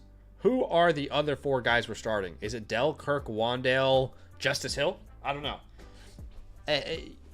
No tight end worth noting, by the way, in a 0.75 tight end premium.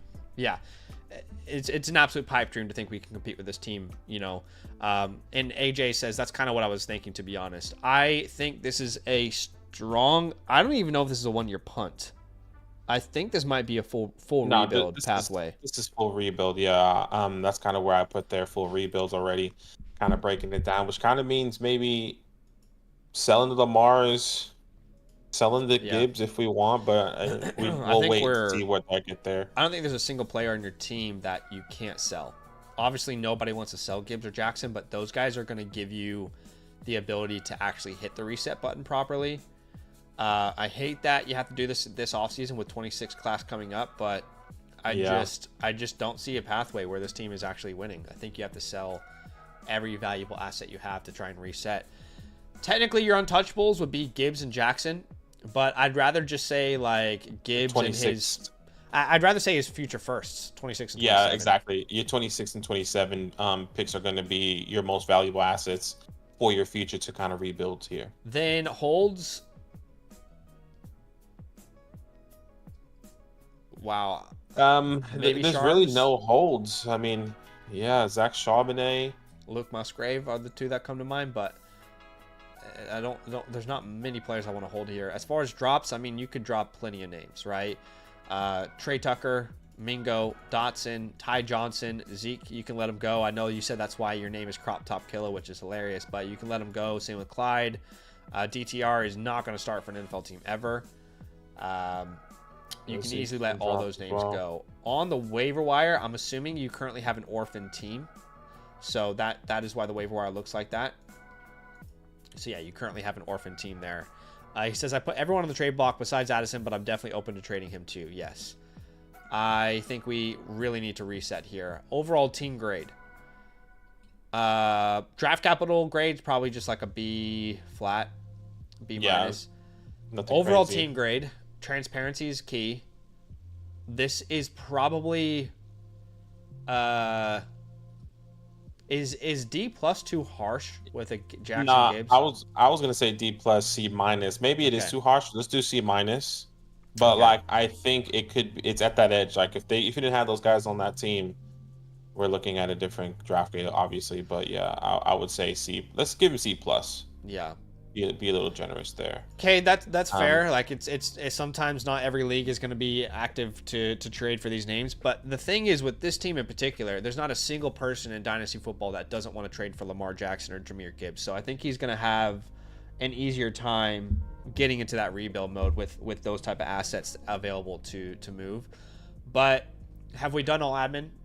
Yeah, we did. Let's get to the chalkboard here. And we're going to tear down or even just sell in general. Lamar Jackson. We'll talk about that. We'll talk about Jahmyr Gibbs. And then trade away. I would probably say Jordan Addison, Tyreek Hill,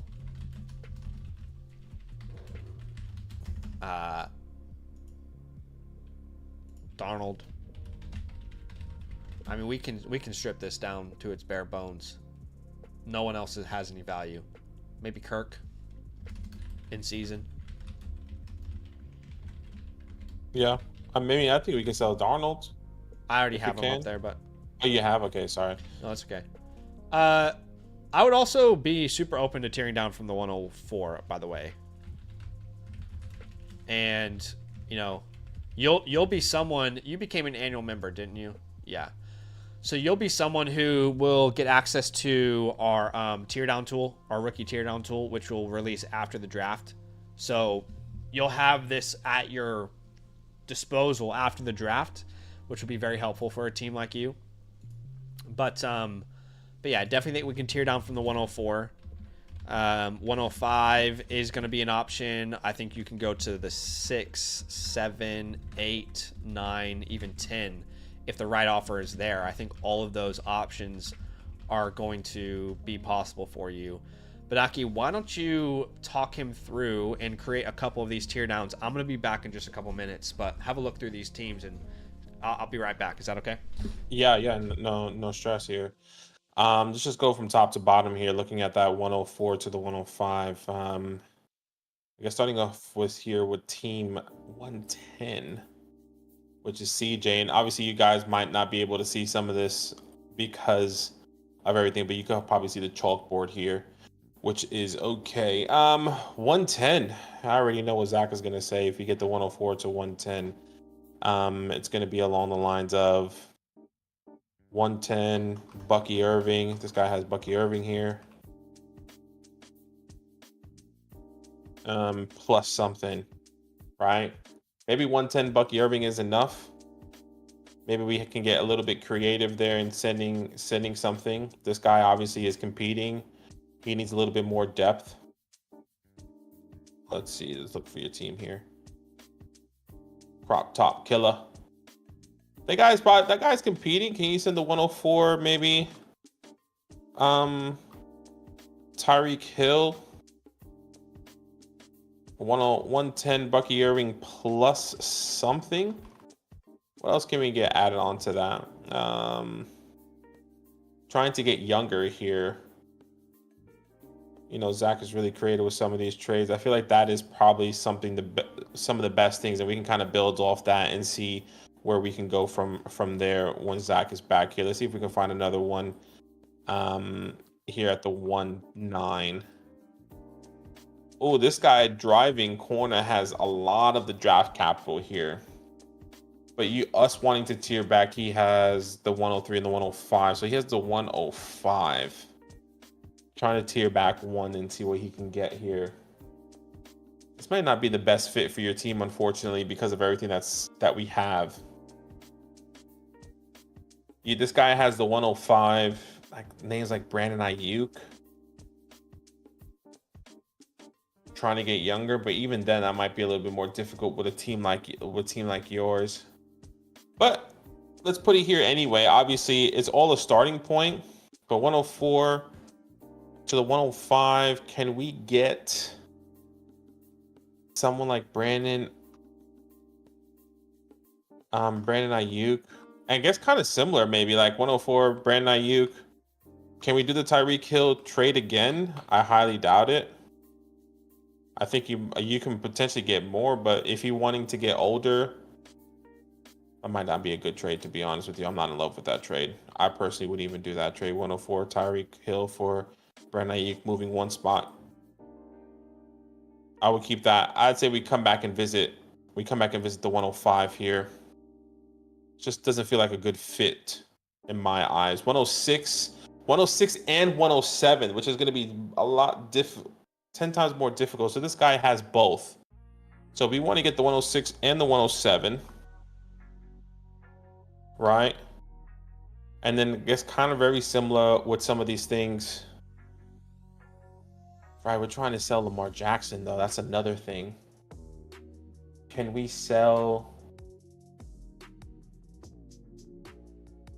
Actually, this is what we can go do. Let's go back to the 105 here. 104, Lamar Jackson, because we said we were going to tear off from Lamar Jackson.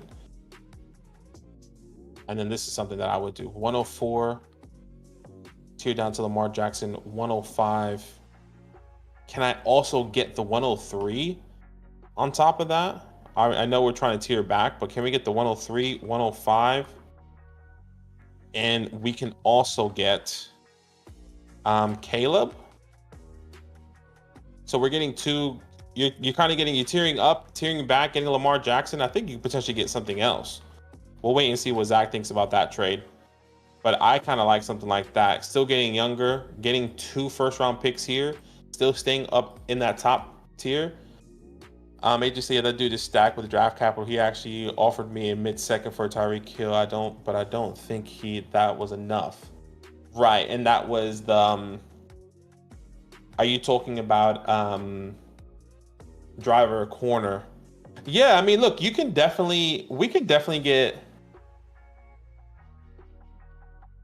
he offered you a mid-second. Yeah, that's not enough. That's not enough. I'm assuming he offered you the 206. Look, I doubt you can do something along those lines, and I'll just put that here, right? Just so we have that as a mental note. But can we do Tyreek Hill for the 201? Because I mean, at the moment right now, that is something gosh. For the 201, that feels like a fairly even deal, especially getting some capital there. And now you're probably selling him at his lowest point. But can we get the 201 and the 206? I think no one's going to be selling Tyreek Hill at a prime unless it's a late first. I know Zach is always going to say, can we get Tyreek Hill? Actually, we can just put that here. Any first, any future first. Right? Any future first. And then you can kind of work your way down, right? Can you send Tyreek Hill for a 26 first, a 27 first, see where that goes? But I personally, I'll be happy with the 201 and 206 for Tyreek Hill. I think he's going to, with all the allegations, everything that's happening right now, it's just going to go down. So that's kind of where I'm at. I know you probably can't see where I'm typing. You actually can't see that at least right now, which is great. All right, let's go back to that 104. Well, or 106, 107, which is Night Monkey there. Kind of same thing.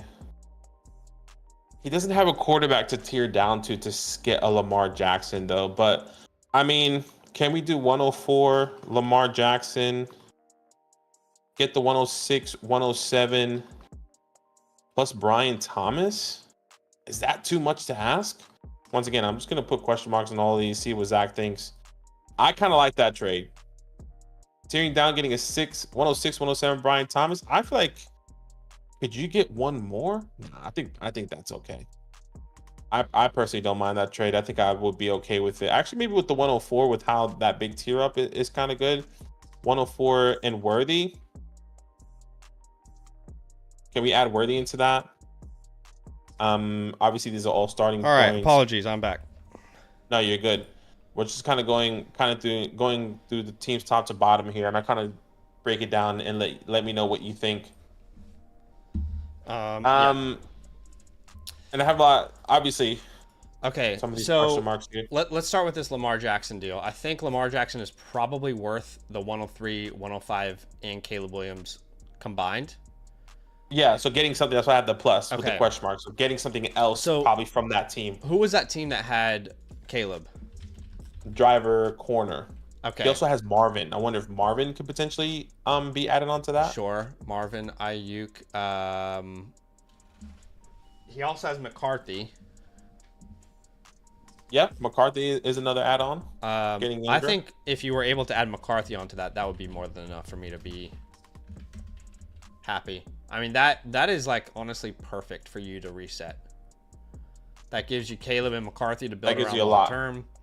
Yeah. And enough draft capital to really build a foundation here. I'm super curious what KTC would say on this. Obviously, we hate KTC. Well, hate is a strong word. We don't use it like the community uses it. We use it as a weapon. We use it to say, how can we take advantage of someone in our leagues because they use the KTC app, right? So the 104, Lamar. I'm worried that this KTC app isn't going to show Lamar as a premium asset like our website would, but they have the 103, the 105, Caleb.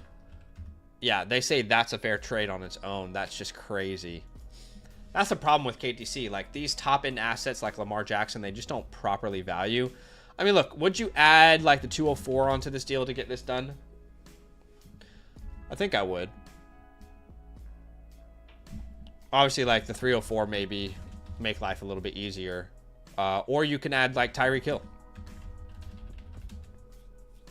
You can add Tyreek Hill onto the deal. And it looks like they could go out and compete right now. Can you just ask for like the 211 back when you add Tyreek?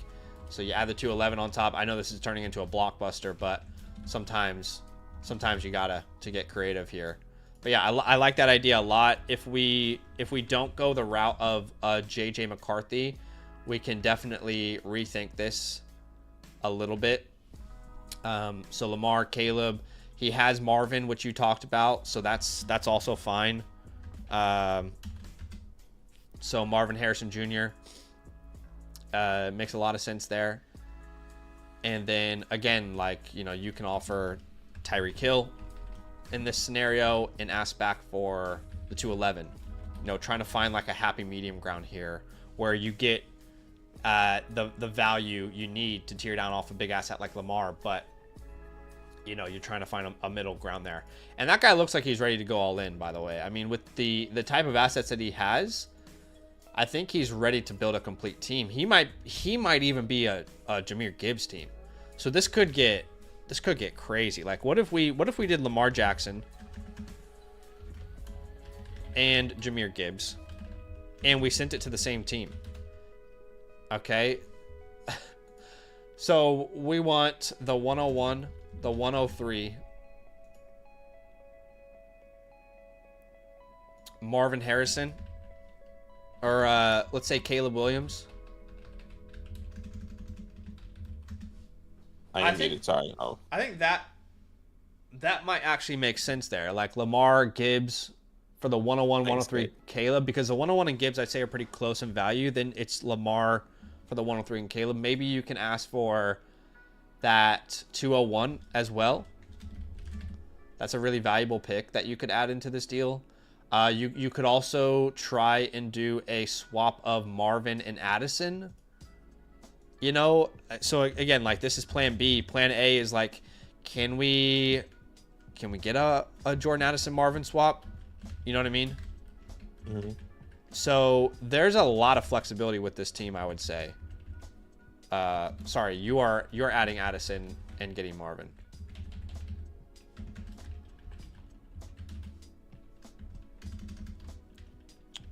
So yeah, you can get super flexible with that owner in particular. You have a ton of options. MT, this is not a replay.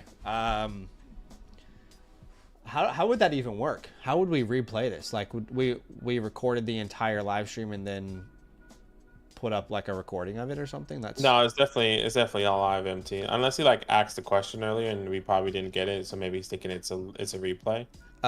Like it says live on the bottom when you're watching it, brother. AJ Phillips says, yeah, I like that. We had been in talks for Lamar, but he's in love with the draft class and didn't want to give up his picks, but maybe I throw in one there, top down. Yeah. I think this guy is a great fit to make a move with, but let's keep looking. I know you the guy with the 110 as Bucky, I know you were looking at that. I think we would need to include like a May somehow. Yeah, or one of these quarterbacks. Yeah, leaving that. I left all these trades were left open, so maybe you can add something onto them. Yeah, but I just saw the 110 and then Bucky Irving. I was like, you already know Zach is gonna want Bucky Irving. Yeah. I mean, what about like a 104? We tear down to the 110. but we send Reek and Darnold, but we get Bucky and May. How far are we off there on like a KTC type of value, I wonder? 104, Darnold, and who else did I send? Tyreek? Is that right? For the 110 Bucky and May. Okay. So maybe we're asking for a little bit too much there. It depends on what they think about Tyreek Hill, I guess. Maybe you can add your 204 in that scenario to get that over the line, or your 304. But that could potentially work. He said that guy does have May on the block. Okay, that becomes very interesting. Yeah. And him probably needing another wide receiver there, that can definitely help him, right? Like getting Tyreek Hill. Yeah. Let's keep looking. Night Monkey has a 106, 107, so this could actually get very, very simple. We go and we ask for, give me the 106, give me the 107. I'll give you the 104 and the 204, for example, right? Like, and that's the type of deal that only gets done when you're actually live on the clock. Yeah, I kind of have one. I don't know if you see the one up top here. Is this one kind of doing the same, the similar thing? Using Lamar Jackson, but I like the ones with Caleb better, to be honest. Yeah. So just giving you so you can understand where I'm at there, so you're not confused and be like, "What's this one?" Sure. So I guess like Brian Thomas 107 maybe equals Lamar in value, and then you're doing the tier down and getting Worthy. Yeah, I don't mind that deal. I don't mind that deal. That makes sense for sure. But yeah, that team could be very easy.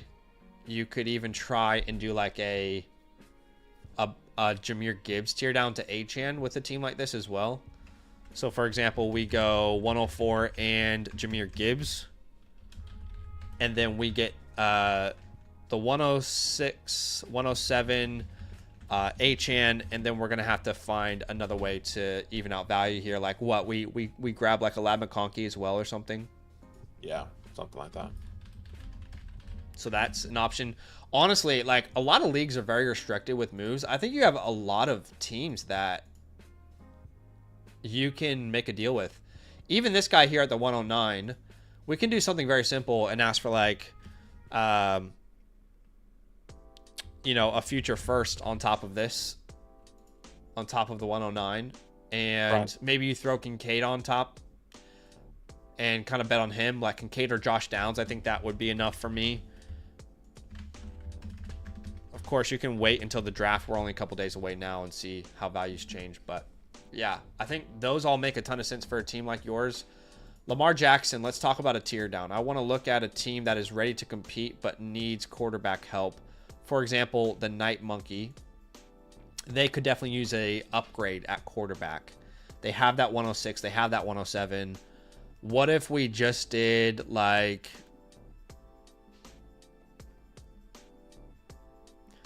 I don't really want to tear down to Mayfield, Goff, or Tua. That's the problem.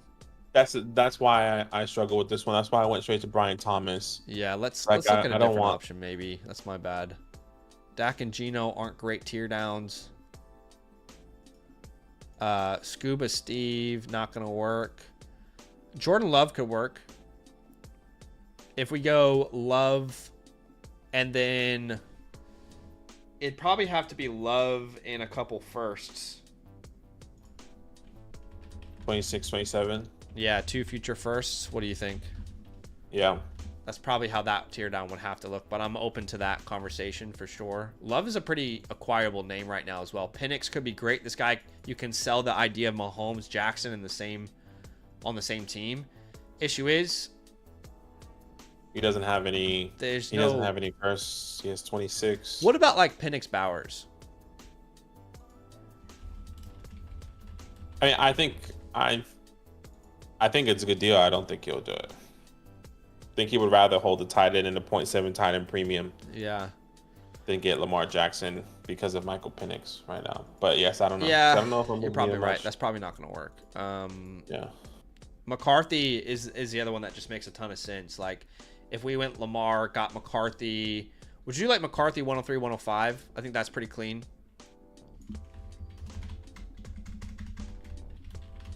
JJ 103, 105. You could also, if they don't want to do something like that, you could ask for McCarthy the 103 in a future first, but it would have to be in 2027. And then they have that 201 as well. So if they're not willing to do that first this year, ask for that 201 on top. I think that's a reasonable request. And then you can send back your 304 to kind of meet out value there. But McCarthy is a great option. Stroud isn't bad, but this guy's not got the assets to make a move. And then you could go May. I think that deal would probably be May 110. Would it be May 110 Bucky, maybe? Yeah, I don't know maybe. about that one. I'm not in love with that, to be honest. Maybe... Bucky. Yeah, I don't know. Yeah, obviously you want to get the most value out of Lamar, and that doesn't feel... I mean, can we get something else added on to that? And like, I don't know. I don't like this one. Let's pursue the other ones. Let's look at a Jahmyr Gibbs trade down as well. Team at the bottom, Driving Crooner, is a good team, but again, they need help. So if we just want to tear down from Gibbs, we can go like, what about like a 101 and 104 swap with Gibbs? You have the 104, right? So hold on, let's get creative here. 104. You're going to give Gibbs in the 104. I know that sounds crazy, but we're going to get back the 101 and Marvin Harrison Jr. You see where I'm going there?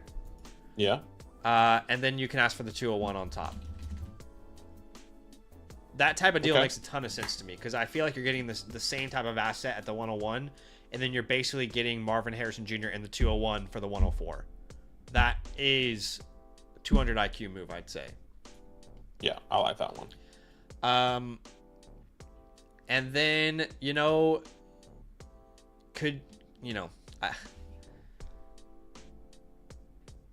I don't think you have an asset that we could add to grab another one of those first. Yeah. So let's leave it at that. That makes a lot of sense, I think. Is there another team here? G Brewer could make sense. They have no one. It would have to be like Puka. What if you did like a Puka Knicks and you found a way there? I think that might make sense. So for example, it would be, because we don't need to worry about like positions for positions. So we want Bo Nix here, and then we're gonna offer you Jahmyr Gibbs and like what, Darnold maybe? Sam Darnold. Yeah, Sam Darnold. I think that would make a ton of sense. And then as far as Addison goes, I think if you can trade him away for like the 107 to the 10 range, I think we're open to it. That feels good. Yeah. Could there be another team that you can't really tear down from Addison, but like G Brewer, for example? The thing is, people are definitely going to want Addison in a start 11. He's going to be a very valuable asset. So I think you should be able to net. Maybe we need to say, yeah, the 110 is the latest, but I almost feel like you should go 109 instead. But what about like a 109 in Reed, and then we'll send the 204 in it. So Jordan Addison plus the 204 for the 109 in Jaden Reed, for example. That gets you out of that range, the 204, which we're not going to love because it kind of just cuts off there. And then it gets you into the 109, and you still get an asset like Jaden Reed. I think that makes a ton of sense. But yeah, and then as far as like the Sam Darnold range, it's really like the early second. If you can't get it, you might as well hold till in season. Christian Kirk is very simple. Can you get a late second in season? If not, then can you get a third, right? Early third. No. In season. Yeah. And if you can't get either of them, just take whatever you can get. He's a dead asset in the future. So, and then if you don't move the 104, last thing we'll talk about here is you honestly just go the best player available here at the 104. I really don't think you should be stuck on any particular position. Hunter's in play. Probably Henderson's in play. McMillan, Hampton, all these guys are in play, I'd say here. You know, if Ward's a BPA, then go that way as well. 204, you're probably looking at like a running back that we love, or maybe like a Trey Harris, one of those Iowa State boys, Higgins or Knoll, and then it's true BPA from there. And then we've already really explored the max value option already with these tear downs. But yeah. AJ Phillips says, am I just holding on to Tank Dell and his wheelchair, or should I sell him for any pick? I think a team like you might as well hold him. You know, definitely can hold. You're not going to get anything worthwhile anyway. You might as well hold him and just. I think you would struggle to even get a third right now. Yeah, I think it depends on what you can get. Like, if you can hypothetically get a third, I would be okay with it taking a shot, but it just really depends. But I agree with Zach. Like, this, you can't really get anything for him, so might as well hold. But AJ, man, let us know if you have any last minute questions, anything that you want us to explore last minute. But you should be receiving your playbook within 72 to 48 hours. I'm going to be sending out a lot of these playbooks here today and tomorrow before Thursday night before the NFL draft, so you guys have all that ready for you going into. I know a lot of people do their rookie drafts right after the NFL draft, so trying to get all these things out to you as soon as possible on the Flock Fantasy message system there. But we appreciate you, man. Thank you so much for the support. Yeah. Again, team's not in the best spot, but I think we've given you a really, really great amount of options here to explore with this team. But yeah, let us know if you have any final questions there. He says, "No, that is exactly what I was looking for. I appreciate you, gentlemen. Keep up the great content. Appreciate you, my friend." If you guys are out there and you're watching the stream, we have, I think, a spot for one more same day live review, if I'm not mistaken. I'll have to double check. But what's going to happen for AJ is we just did his live review. He will get his team playbook right after that, right, in the next 72 hours. And if you want your playbook, which is a customized game plan for your offseason, so beautiful, all right, just really gives you everything you need to execute. Then become a promo code LAND annual Mother Flocker member on the Flock site. You'll get a voucher that you can use through the Flock store for that team playbook. If you want it done live, just get that live tier. We got quite a few people getting the offline version as well. Whatever floats your boat, right? Now, I will say, if you are a member with the promo code LAND, there are more benefits than just the team playbook, all right, which is obviously one of the biggest benefits, but you also get our 2025 rookie report, the Dynasty trade dial, which, by the way, when you finish any team playbook, you will be sent the latest Dynasty trade dial as well. Badaki, let's make sure we implement that moving forward. You can send them as individual graphics, individual PNGs for now until we figure out the PDF. Is that cool? But yeah, just please remind me after. But yes, we can do that. But that's happening now for anyone who purchases a team playbook. Obviously, easiest when you become an annual member, but you get the Dynasty trade dial as well, which is a tool that has over 4,000 data points that tells you exactly when to sell and buy every position at their peaks and valleys. Which is awesome. Then you guys don't want to miss out on that. So you get the free trade question voucher, our rankings, premium tools and databases on the website, Discord, unlock your supporting Badaki and I. It's a great option. But if you're already supporting someone else on a different promo code, no problem. You can still get a team playbook by going through the Flock store and buying one a la carte. I did just see someone else submit. So let me refresh because we did just have someone submit live. I don't know if they're in the chat with us, but we did just have Silos submit live. So let's recap again, Badaki. ZK, Harris, Crash, and WL are all offline. Right now we have Sparrow and Silos remaining, which means we actually do have one. We had 4 spots on today's stream. Sparrow's going to be 2, Silos is going to be 3, and then we have one more spot for a same day live review if you want it done live. But let's go to Sparrow here next. Appreciate the support, Sparrow. Long-time supporter. Yeah, long-time supporter, man. Thank you so much. You know the deal. 2 quarterback, 12 teams, start 11, half-point tight end premium. He says, I joined a 4-team dispersal league last year, and this is the team after trading Reed and Judy. And this is the team after trading Reed and Judy for the 106 yesterday. Wow. I like my team and having some good draft capital, but I'm barely going to have a full start lineup and basically no real depth. So what move should I make to compete, or should I not? You're currently ranked 1st out of 10 in the 10-man league. So, it says... I think it's about to be a 12-man because it's about to be a 12 right? man because of the dispersal. Yeah, exactly. So that's totally fine.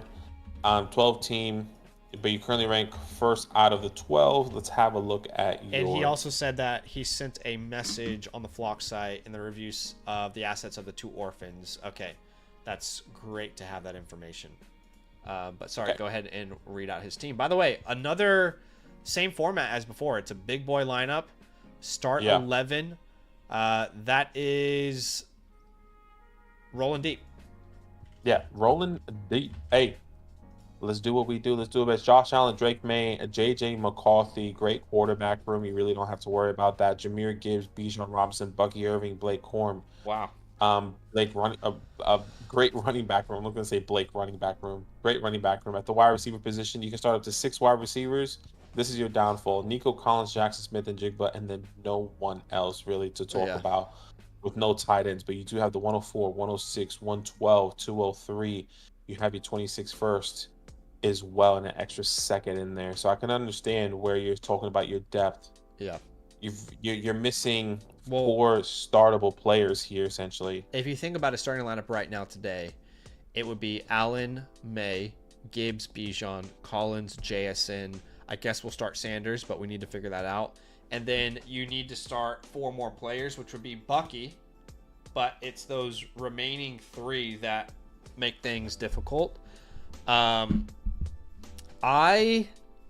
really think we can compete with this team.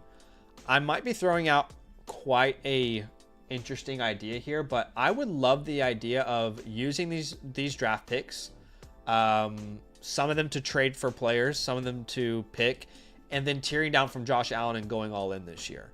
I know that sounds weird. Say, tear down from Josh Allen and go all in. Yeah, like we tear down to get a Baker Mayfield and then fill out your wide receiver room or get an impact tight end. And I think we're absolutely in business. I don't see a reason not to compete with the amount of assets that he has and how we can distribute those assets. Obviously, we want to keep Josh Allen to compete, but I think in a start 11 with a format that deep, you can definitely justify tearing down from a Josh Allen. And because that wide receiver room is going to be so important to have, looking good, your flex spots, all that. So that's probably the way I would take a team like this. I am going to say strong contender myself. What about you? Okay, strong contender. Yeah, I agree, especially with the tear down options that we're going to be giving. So yeah, let's do that. Untouchables. I mean, how much time have you got? Gibbs, Bijan, Allen. But we can only put 2, so let's put Gibbs and Bijan for now because we might tear down from Allen, even though he's the most valuable player you own. As far as holds, you're in this weird place with this team where there's not many. I mean, JJ McCarthy, let's put Blake Corum as well. As far as drops, you can definitely drop Treylon Burks. I know it hurts, but you can drop him. You can drop Dotson if you need to. Don't have like another name that really comes to mind. Hey, Sober, Darnell Washington if you want. Treylon Burks, Jacob, Cowing. Waiver wire is not going to be helpful because obviously that's where your orphans are. Okay, so overall team grade, I would put the draft capital around a minus. Yep. Overall team grade, I would put around a B plus. Okay, perfect. That's all admin, right? Yes. All right, so let's start. Let's get to this protein. Let's start going crazy here and figuring out some options for you. I think Allen is the one I'd like to tear down from. If we don't find a good option, I think we could also do one of Gibbs or Bijan. And we'll start here. So let's look for a team that would love Josh Allen. I mean, that's every team. This guy's like entire profile picture is Josh Allen, but he's probably the one team that doesn't need him. So that's not going to work, unfortunately. That would have been great. Baker Mayfield. So like this is exactly what I was thinking about. Like Baker, Amon-Ra St. Brown, and then like a future first or something. Now this isn't perfect because I would rather have the asset to compete this year, but that's the kind of ideas I'm thinking of. Like, what about like a Bowers Caleb Rice or something? A Bowers Caleb Rice. Yeah, I like that. You know, like that's the type of tear down I'm thinking makes a lot of sense for a team like this with this type of 0.5 structure. premium. We can also do Marvin Harrison, alternatively, and if you did Marvin Harrison, if he wanted to wants you to pay up a little bit more, you could probably throw your 204 there, and then ask back for his 211 maybe, or like Mooney. Maybe Mooney, because you're just trying to get more depth now. Keon Coleman or something. Just trying to get another player on that. Yeah. Mooney, Coleman. Yeah, all great options there. I like that one a lot. I'm really obsessed with that option there. Let's keep looking though. Penix, so like this would be like Penix, Jefferson, and then something.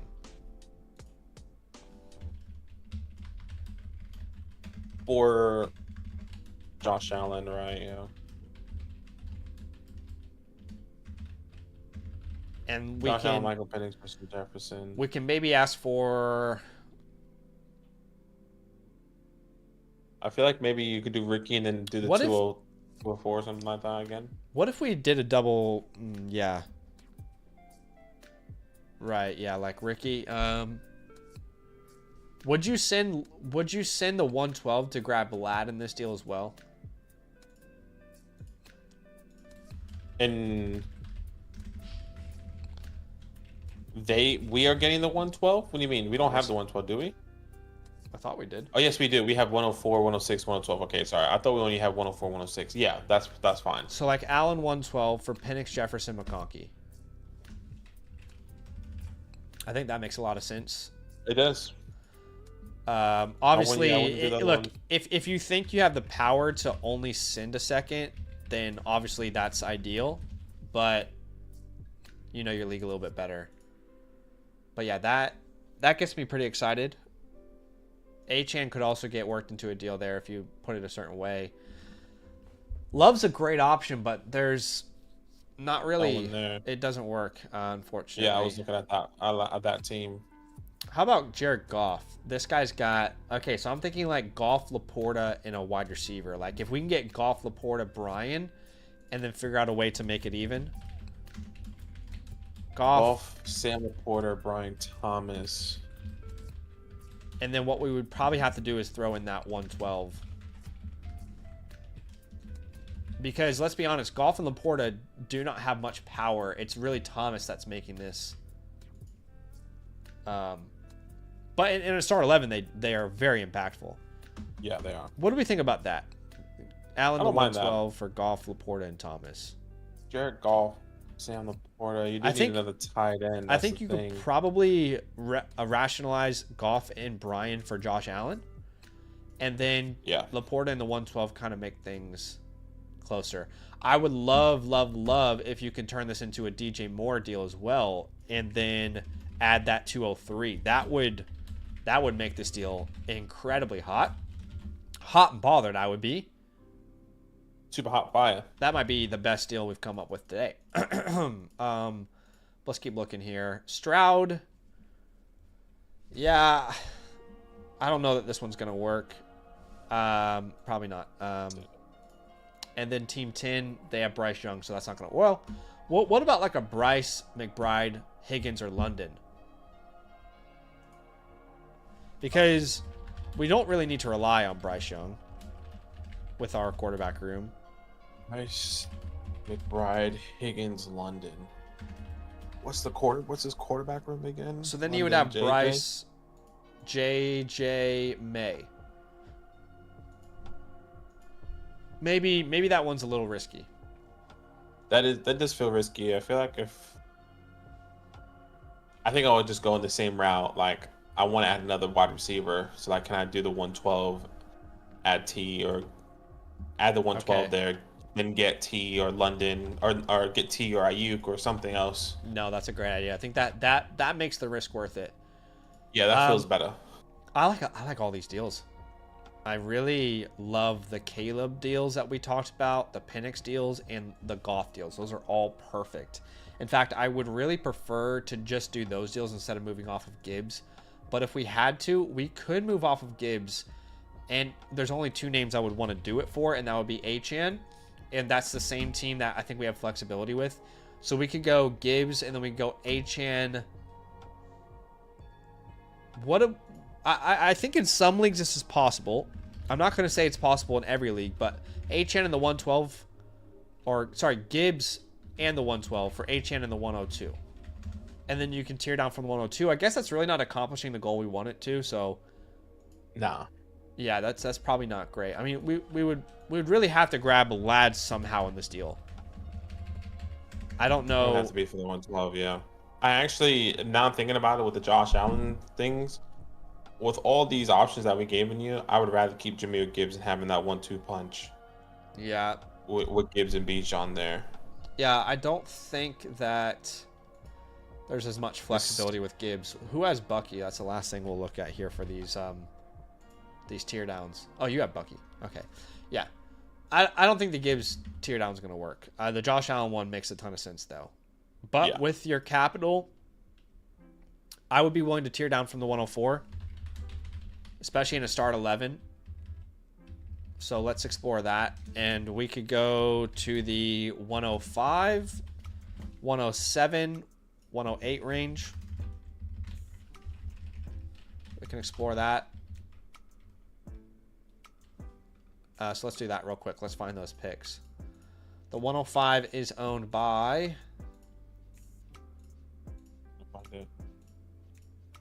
Well, the 107 is Ultra Taff. Let's start there. Maybe that's the other team. Okay. This really isn't a great fit, to be honest with you. What you could do is just a simple ask for an additional future first, and then you can use that first to go out and get another asset. But it's not ideal, I'll be honest. The 108. 105 Ed's backpack. Sorry. Ed's backpack? Okay, yeah, let's go there. 105 might work. But you're only tearing down 1, so we don't have much power here. Exactly. There's not much, and we don't have much leverage. It might be tough. Would you do it for Jameson? Would you tear down 1 spot for Jameson? So getting the 105 JMO. I think it depends on... I think in a start 11 I would. I think it makes sense. Yes, I would do it. I think I would rather still have Chris Olave. But like, no, I agree. I just think Olave is harder to get. Yeah, if you can do for one of those, then sure. But I think it also depends on who's at the 104. Yeah. Well, the 108 might be perfect because they have DJ Moore. That is like our ideal scenario every time we do a trade like this. So we can send like the 104, let's say a future third maybe. I really like that DJ Moore trade a lot. But if you are to stick and pick, your team is in this really weird position. You're like the first team we've reviewed this offseason where you kind of have... It's just weird. Like, typically teams need running backs, and that's perfect for this year. But you really need wide receivers that we love, and I just don't know that this class offers that. There are guys that we like. You know, it's certainly not 2024.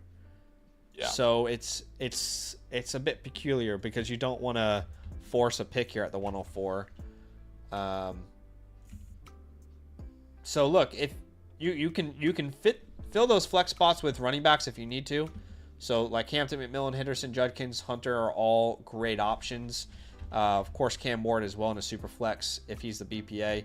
You don't want to force this pick for sure. The 112 might be a more natural spot for you to get a wide receiver. I'd also like to advocate for potentially tight end at the 112 if it falls. Yeah, that's what I was thinking. I think 0.5 is a little bit difficult, but I think if you don't get a tight end done, depending on the landing spot, 106 can be in play. But I think it also depends on everyone else's landing spot with that. Look, it doesn't make a big difference for me specifically at a 0.5 premium. But let's just say you have a really strong conviction on Loveland, and he goes to the Chargers, and you at the 106, and the running backs can get the best landing spot. I wouldn't be mad at you if you did go that route. You can make a case for it, yeah. Yeah. But yeah, the other option here is both tiering down or trading for vets, right? So he said, Sparrow says, I had Reed and Judy, but traded them for the 106. Should I have kept them? No, that's a great trade, dude. 106 is crazy for Reed and Judy. So if Travis Hunter actually goes to the Browns, you are going to be so glad you made that trade. Agreed. Agree. Okay. The other thing I want to quickly explore is just like what if we were to trade all these picks for receivers? You know, like the 104, 6, 12. That's probably the last thing we'll look at here. And then if you have any other questions, Sparrow, please let us know. 104, 6, 12. Okay, so 104. 104. We just saw someone trade that away for Lad McConkey, for example. Yeah, Lad McConkey, JSN. A couple of names that come. I'll tell you the names that come to mind at like for all of them, if you like. Yeah, sure. And then we can just write a list, and you let me know what you think. 104. Yes, Lad, JSN. I think of Marvin that comes to mind. Yeah. I think you potentially get AJ Brown there, but maybe he's more like 105, 106 range. Yeah. 106. I'm thinking Roma Dunze, T. Higgins, Richie Rich. That's probably for the 106. Yeah, let's explore a Rice plus deal there, because in a lot of leagues people are not pro Rice. So, you already have JSN. My bad. Yeah, and then 112 I think is difficult, but like it's gonna be more like, can I get DJ Moore plus? Can we get Waddle, Chris Olave plus? Well, at that you that mean 112. sitting a plus for DJ Moore, right? Sure. Yeah. You might be able to get Olave or Waddle straight up for that pick. Sorry, the opposite for the Olave and Waddle. You might have to like send something for DJ. Yeah. Okay. But we just don't. Maybe it's a later pick. The Rice owner has the. What if you could get like Trey Benson on top of this? I think that would be great. Yeah, that works. Or you could go Keon Kraft. Keon or Kraft.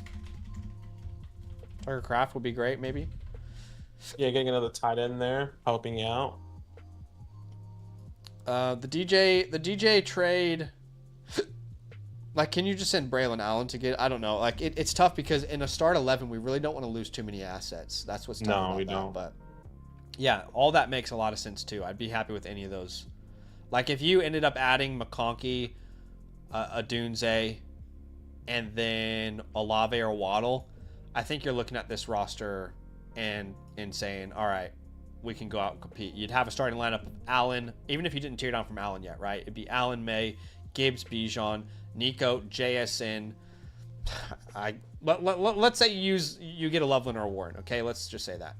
Then you would be able to flex the following: Bucky Irving, Lad McConkey, Roma Dunze, and Chris Olave. That'd be an incredible lineup for you. And we haven't even teared down from Josh Allen yet. You might not even need to do that. So you might not even have to do that. Yeah. So much flexibility with this roster. I still am in love with the tear down options we gave you, like that Goff, Penix, Bowers. Those deals are just, they make me feel a certain way. But let us know. Let us know if we didn't answer anything well enough, Sparrow. We appreciate you, Sparrow. Thank you so much. He said Olave is a very interesting one, which Shador Sanders room. But yeah, I think so as well. I think right now, Olave, if you personally can, I've been trying to get him in a lot of our follower leagues, been a little bit difficult. I think if Shador does fall to the Saints, I think Olave's value is going to skyrocket and is going to, that window, you have the next 24 hours to buy a Chris Olave. Yeah. Potentially. So I personally would try and do it. But please, Sparrow, let us know if you have any last-minute questions. Throw it in the chat. We appreciate you. You've obviously supported us before, but as always, you should be getting your playbook within 48 to 72 hours. We're going to be trying to get all these playbooks out that are customized for each and every one of these teams that we do today before the NFL draft. Yeah. And if you have an offline playbook, by the way, like Harris, Crash, and WLH, I think what I'm going to do, Badaki, is when we finish the stream, I'll have some lunch and then I'll chill for a bit. And then I'm going to do these 3 offline reviews, and you can also do those for people as well. Yeah, and then So we'll those get, are once all. again, getting those out for you. So if you guys want any last minute or have any questions about your rookies, what to do with them, what to do with your picks, get them in as soon as possible, and then you can get your playbook most likely same day, either tonight, tomorrow, really just tonight and tomorrow, for you guys, because the draft is Thursday night. But yeah, appreciate you guys. Yeah. Is Silos in the chat? Do we Silos? have Silos in the chat? Silos. Silos reminds me of like Richmond. like, nah, what's up, Issa? What's Uh, your name, Holmes? Silos. You know, like that's what I think of. I knew a lot of, yeah, when I lived in LA, I had a lot of friends named Carlos, actually. Bunch of great guys. Bunch of great. Would you move the 207 Carlos. for Devontae? Absolutely. If that's an option, yes.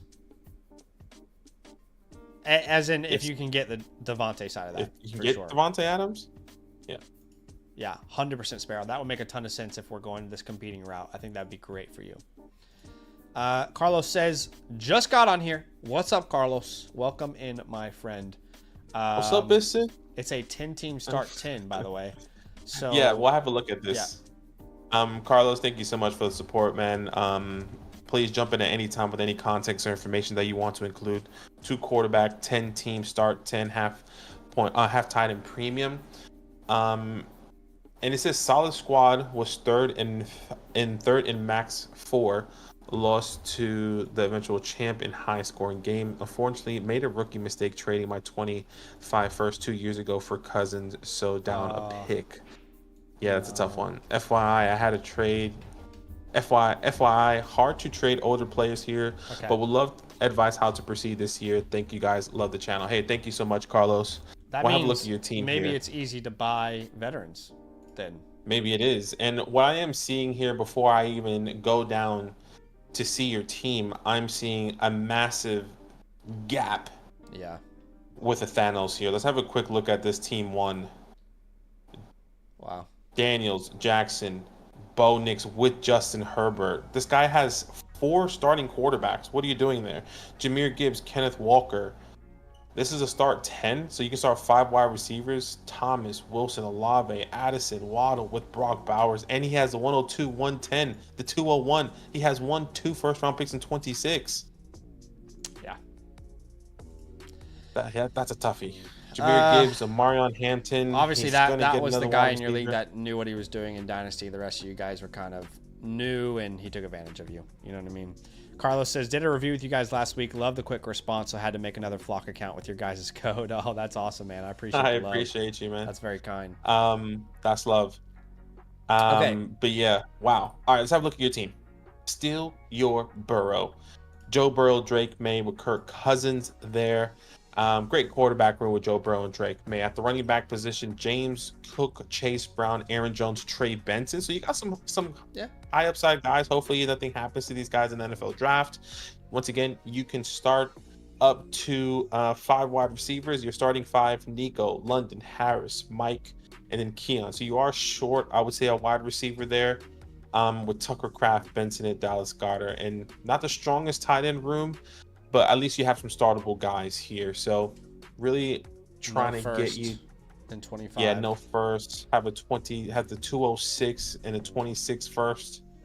Starting lineup is probably Burrow, May, Cook, Brown, Nico, London, Kraft, Marvin, Evans, Aaron, which isn't a bad lineup if everyone stays healthy. This team is good enough to compete. I'm a little worried about Chase Brown. That's where I was gonna go. Sorry, just to kind of maybe go where you're going. Your team is good, but there's a lot of things that could really derail your team going into this year. Obviously the rumors with James Cook, what's gonna happen? I doubt that's gonna happen. But do they get another running back? Chase Brown, Aaron Jones, he's one injury away, and for Jordan Mason to take over that backfield. Obviously Mike Evans missed a big portion of the year last year. So I think Marvin Harrison, does he take the big next step going into his second year with Kyler Murray? Yeah. A lot of question marks here, and really with no tight ends, right? Is Tucker Kraft really the guy, or is it Luke Musgrave. Does Dallas Goedert stay with the Eagles? If he does, how much value is he going to give you? So like, you're on this weird edge here of compete and then total collapse. He says, I did receive an offer for Chase Brown for the 110 in the mid third. I definitely will. We will explore that. I think you can compete with this team still, though. I think so as well. So I'm gonna go soft contend, and I will say the reason I say soft contend is because if some of those things don't pan out, you could hit a little reset in season. So for example, if you start the year 2-6 and you're like, shit, this isn't what I thought it was gonna be. Okay, can we trade James Cook? Can we trade Aaron Jones in season? Can we trade Mike Evans in season? Right? These are the type of moves you can make in season. But let's go through some admin here real quick. The draft capital grade, I got to be realistic here. It's more of a C flat than anything without that first this year. I'm there with you. Overall team grade, I'd probably put at like a B. Yeah. B flat. I think B minus is pretty fair. Yeah. Untouchables would be Burrow. That's pretty much it. Yeah, you got some good players, but Burrow's probably your only untouchable. As far as holds, Marvin is a strong hold. Benson is a strong hold. Those only two I put there as a hold. Yeah. Drops, and plenty of options. Couple drop there. Bub, Lockett, Trey, Samuel. You can drop any of those names. Jordan Travis is droppable now. Jelani Woods. Any of these guys are droppable. On your waiver wire, I think names that I would prioritize would be De'Ami Brown. I'd roster Barner over most of those tight ends that you have. Actually, maybe not. Just Jelani. And then maybe Miles Sanders as a speculative Miles Sanders is somebody I would pick up there. I like picking up Darius Slayton personally with Russell Wilson there. Not exciting, but he likes to throw the deep ball. Darius Slayton's a speedster, and then that's it.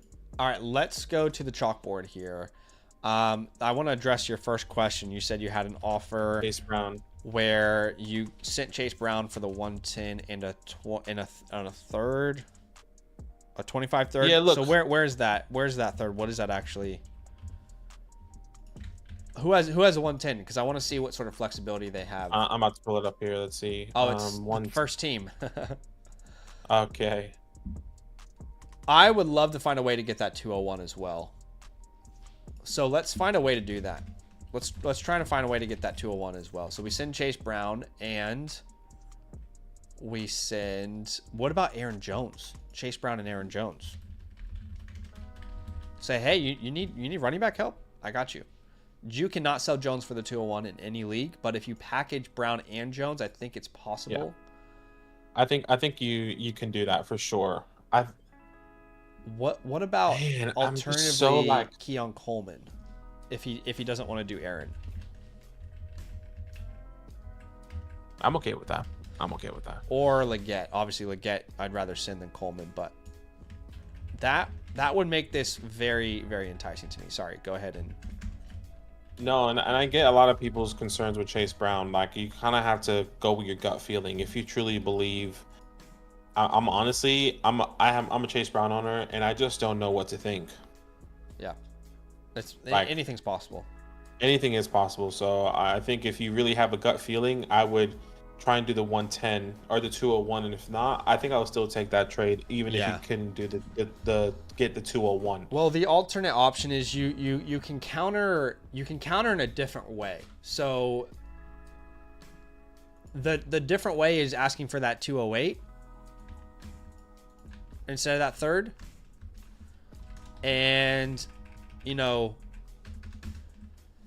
do you send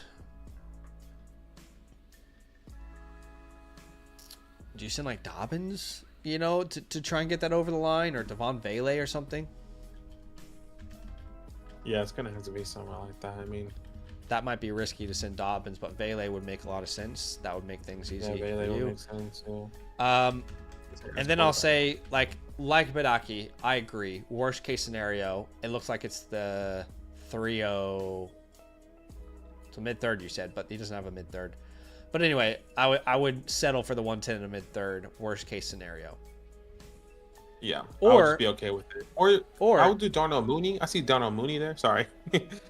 Well, you know what Continue. else you could do is you could also send a future third if he's okay to do the 208. So you have plenty of negotiation power back and forth with this guy. But Yeah, I like agree, and I just want to throw in like I would do Darnell Mooney, I would do Adonai Mitchell to take a shot on him in the future, okay, like as a just throw just on, yeah. as a throw on. Like it doesn't have to be the 310. I would rather have Mooney, Adonai Mitchell over the 310 right now. So just try that. He's a great option. Who else needs running back and competing? I would say so. Conquer. They might feel they can compete, but what Yeah, about no, like no, Ricky? no. No, no. You really need to like find an answer. Yeah, sorry, I'm just thinking this through logically.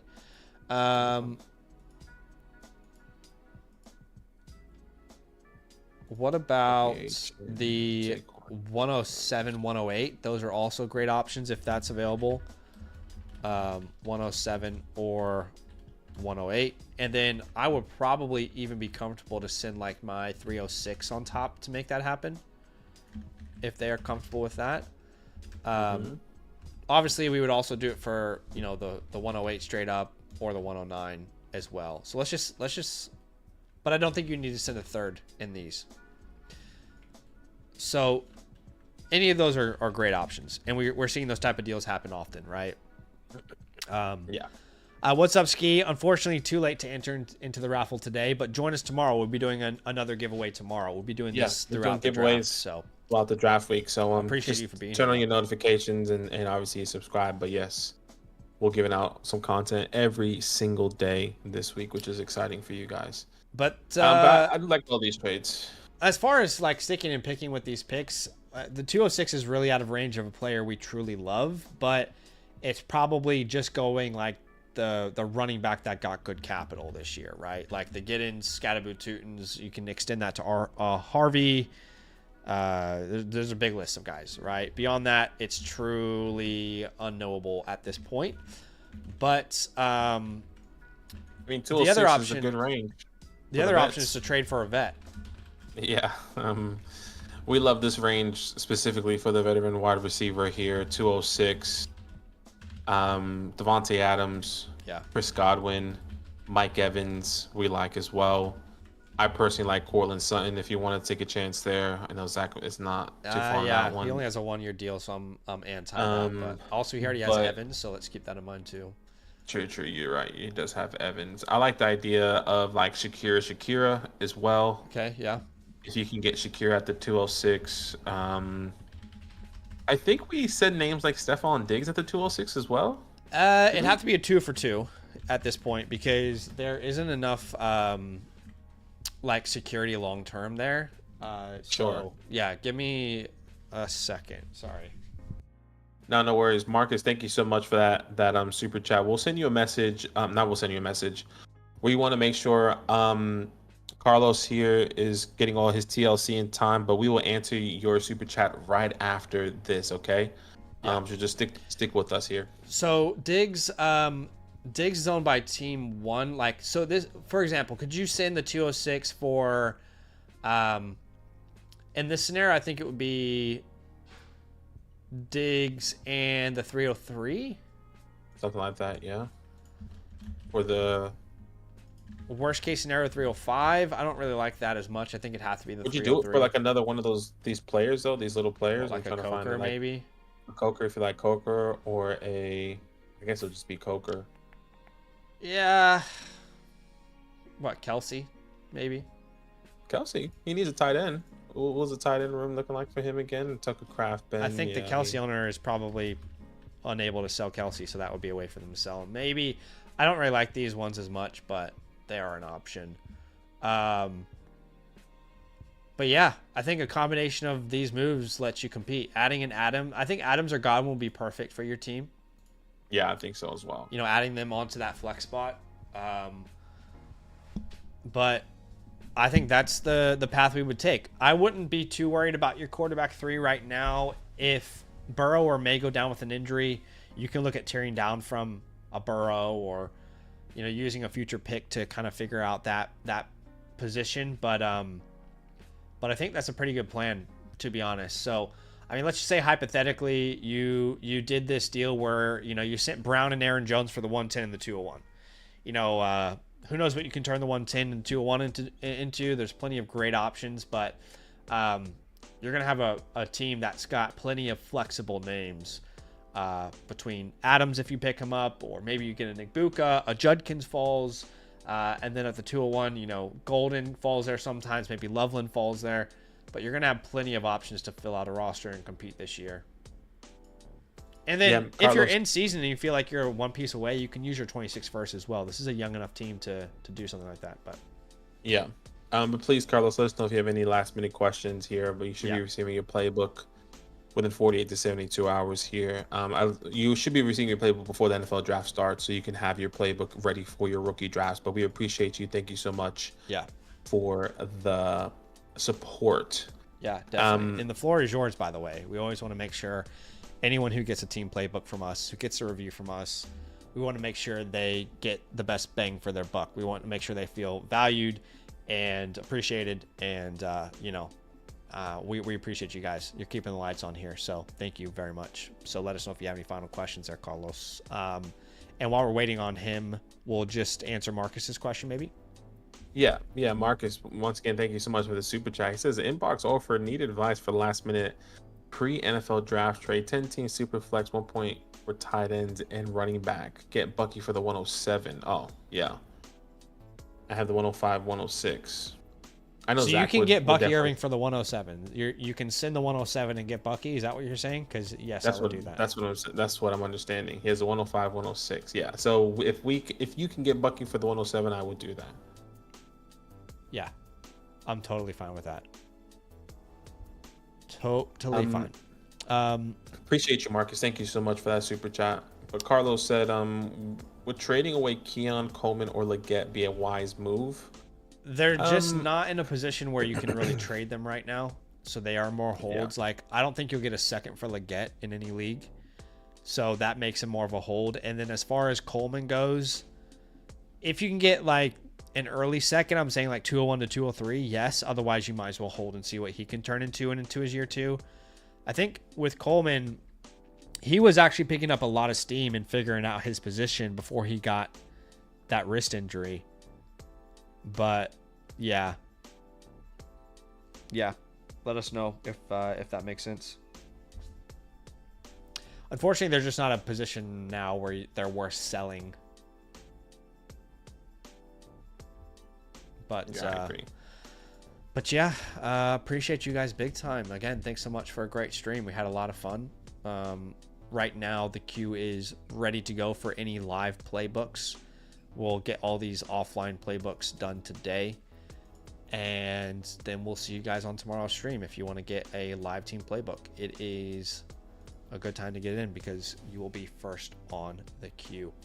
But that is potentially it for tonight, unless Carlos has any last minute questions here. But yeah, appreciate you guys. Yeah, it was fun. He says appreciate a lot. It helps a lot. That's great, man. Good to hear. And we'll see you on a future stream, Carlos, I'm sure. All right, guys, enjoy the rest of your night. We'll see you tomorrow. We're at this point tomorrow, we are going to be 24-hour watch. Crazy. Yeah. Crazy, dude. Yeah, but appreciate you guys. Love. All right, guys. Later. Enjoy your night.